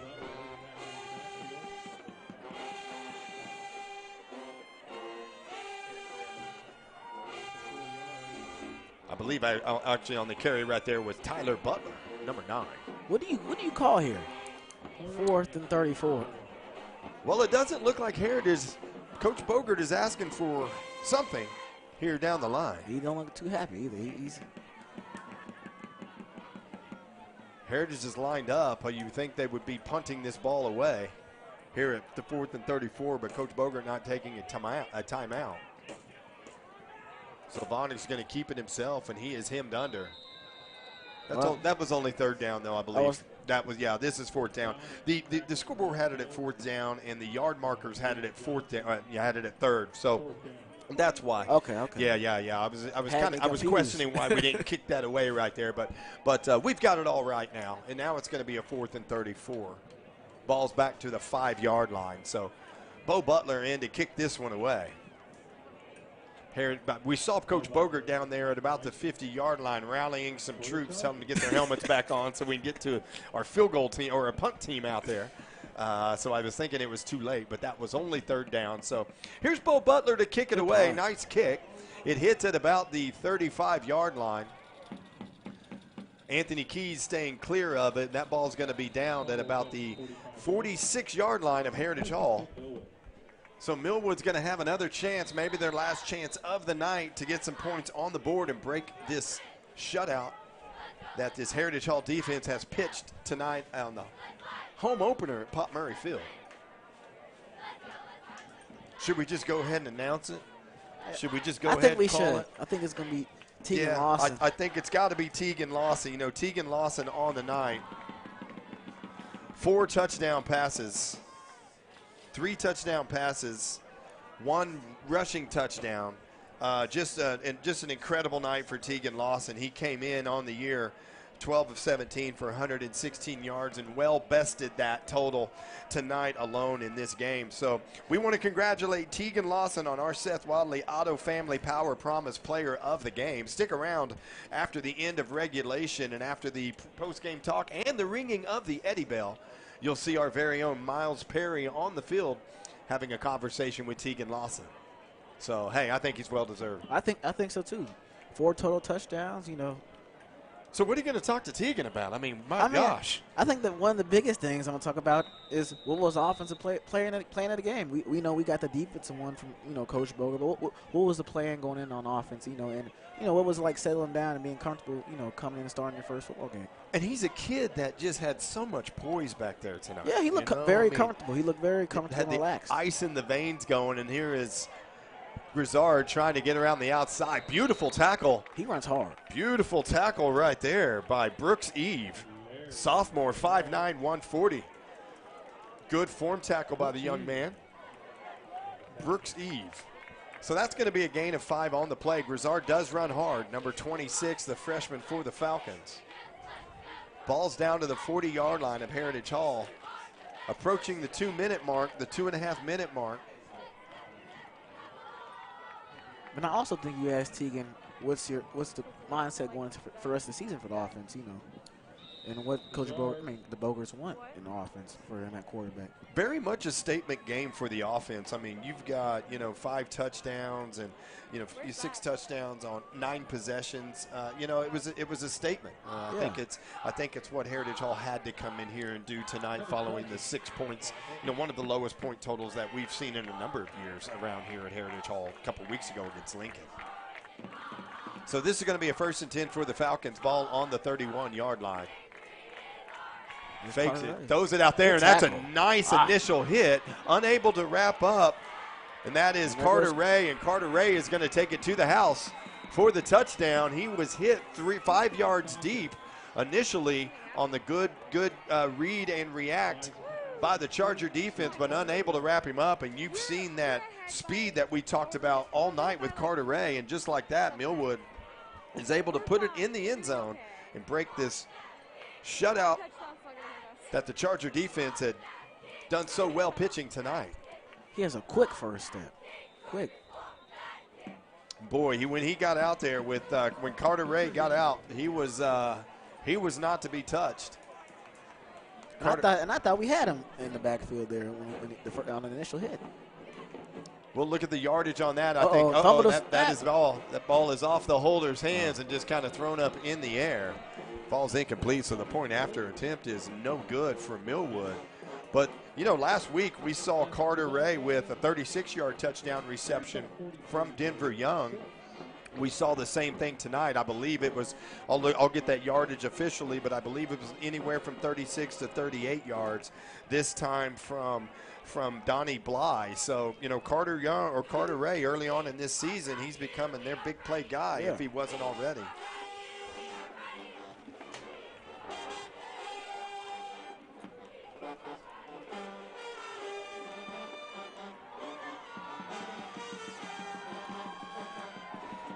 So 43-6, running clock. It looks like clock's still going. Yep, it is. So that's why it went so fast in the 4th quarter. So there's only 18 seconds left. So this clock is going to run out, and Heritage Hall is going to move to 2-1 on the season.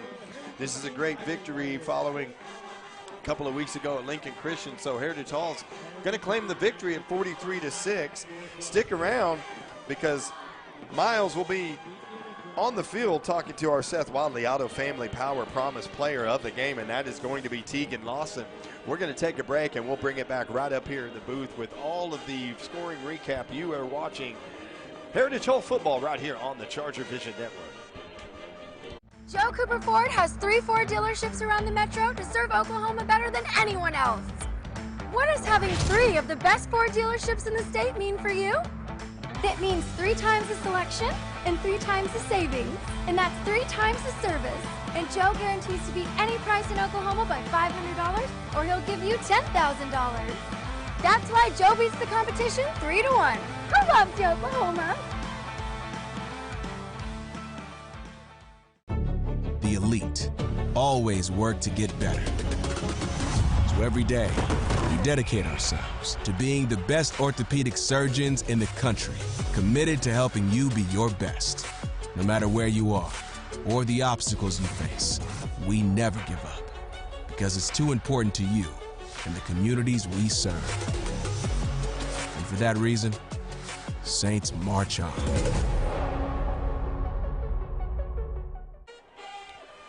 So that's the total from here. Heritage Hall 43, Millwood 6. Opening night, first game of the season at Pop Murray Field, the home opener. Was also a very special evening with the introduction, the inaugural Charger Athletics Hall of Fame inductees.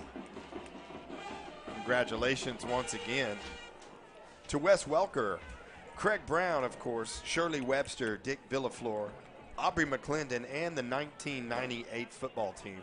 That's a team that was the, and I know you probably saw it at halftime, but if you missed it, that was the first state championship ever with Heritage Hall. That happened with that 1998 football team, and there were some very notable players on that team. Graham Colton was the quarterback, and you know Graham Colton was not only a great athlete here at Heritage Hall, but also went on to be a recording artist, and I'm sure you've heard many of his albums. And of course, everybody knew Wes Welker. That was Wes Welker's junior year, actually, that happened in 1998. Coach Gillum, he's on the staff here. He was a freshman at the time.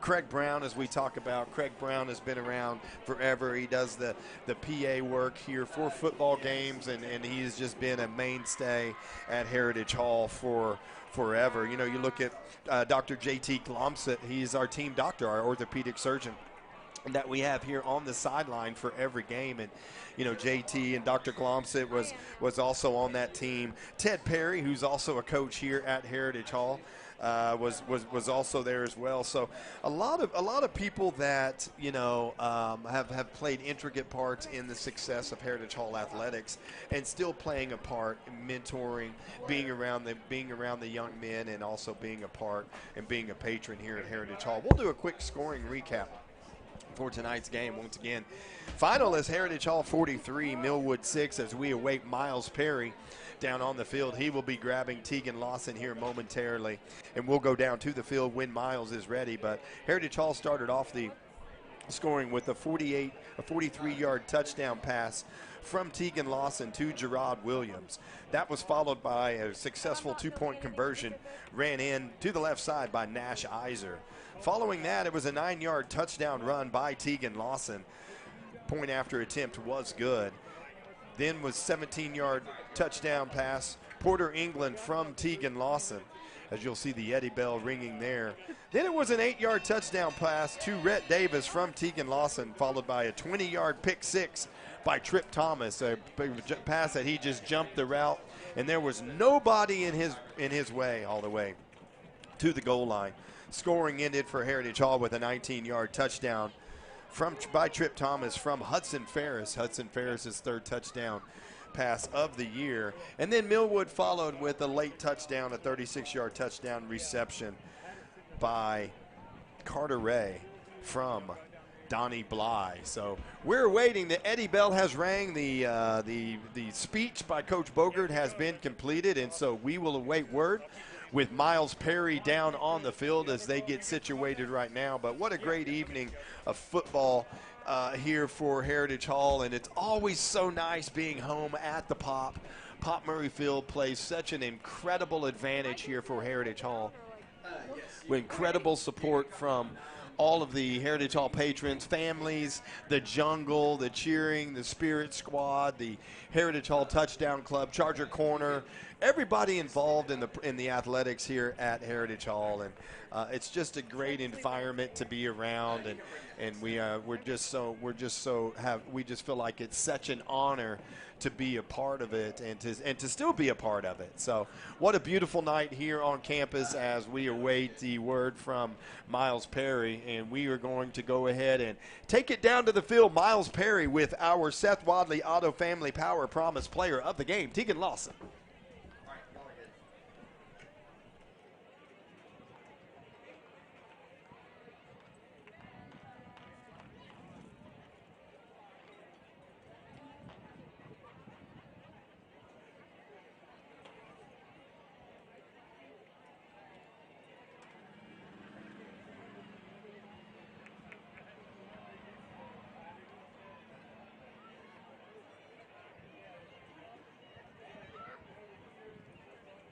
Talk. Hello, you good? Check.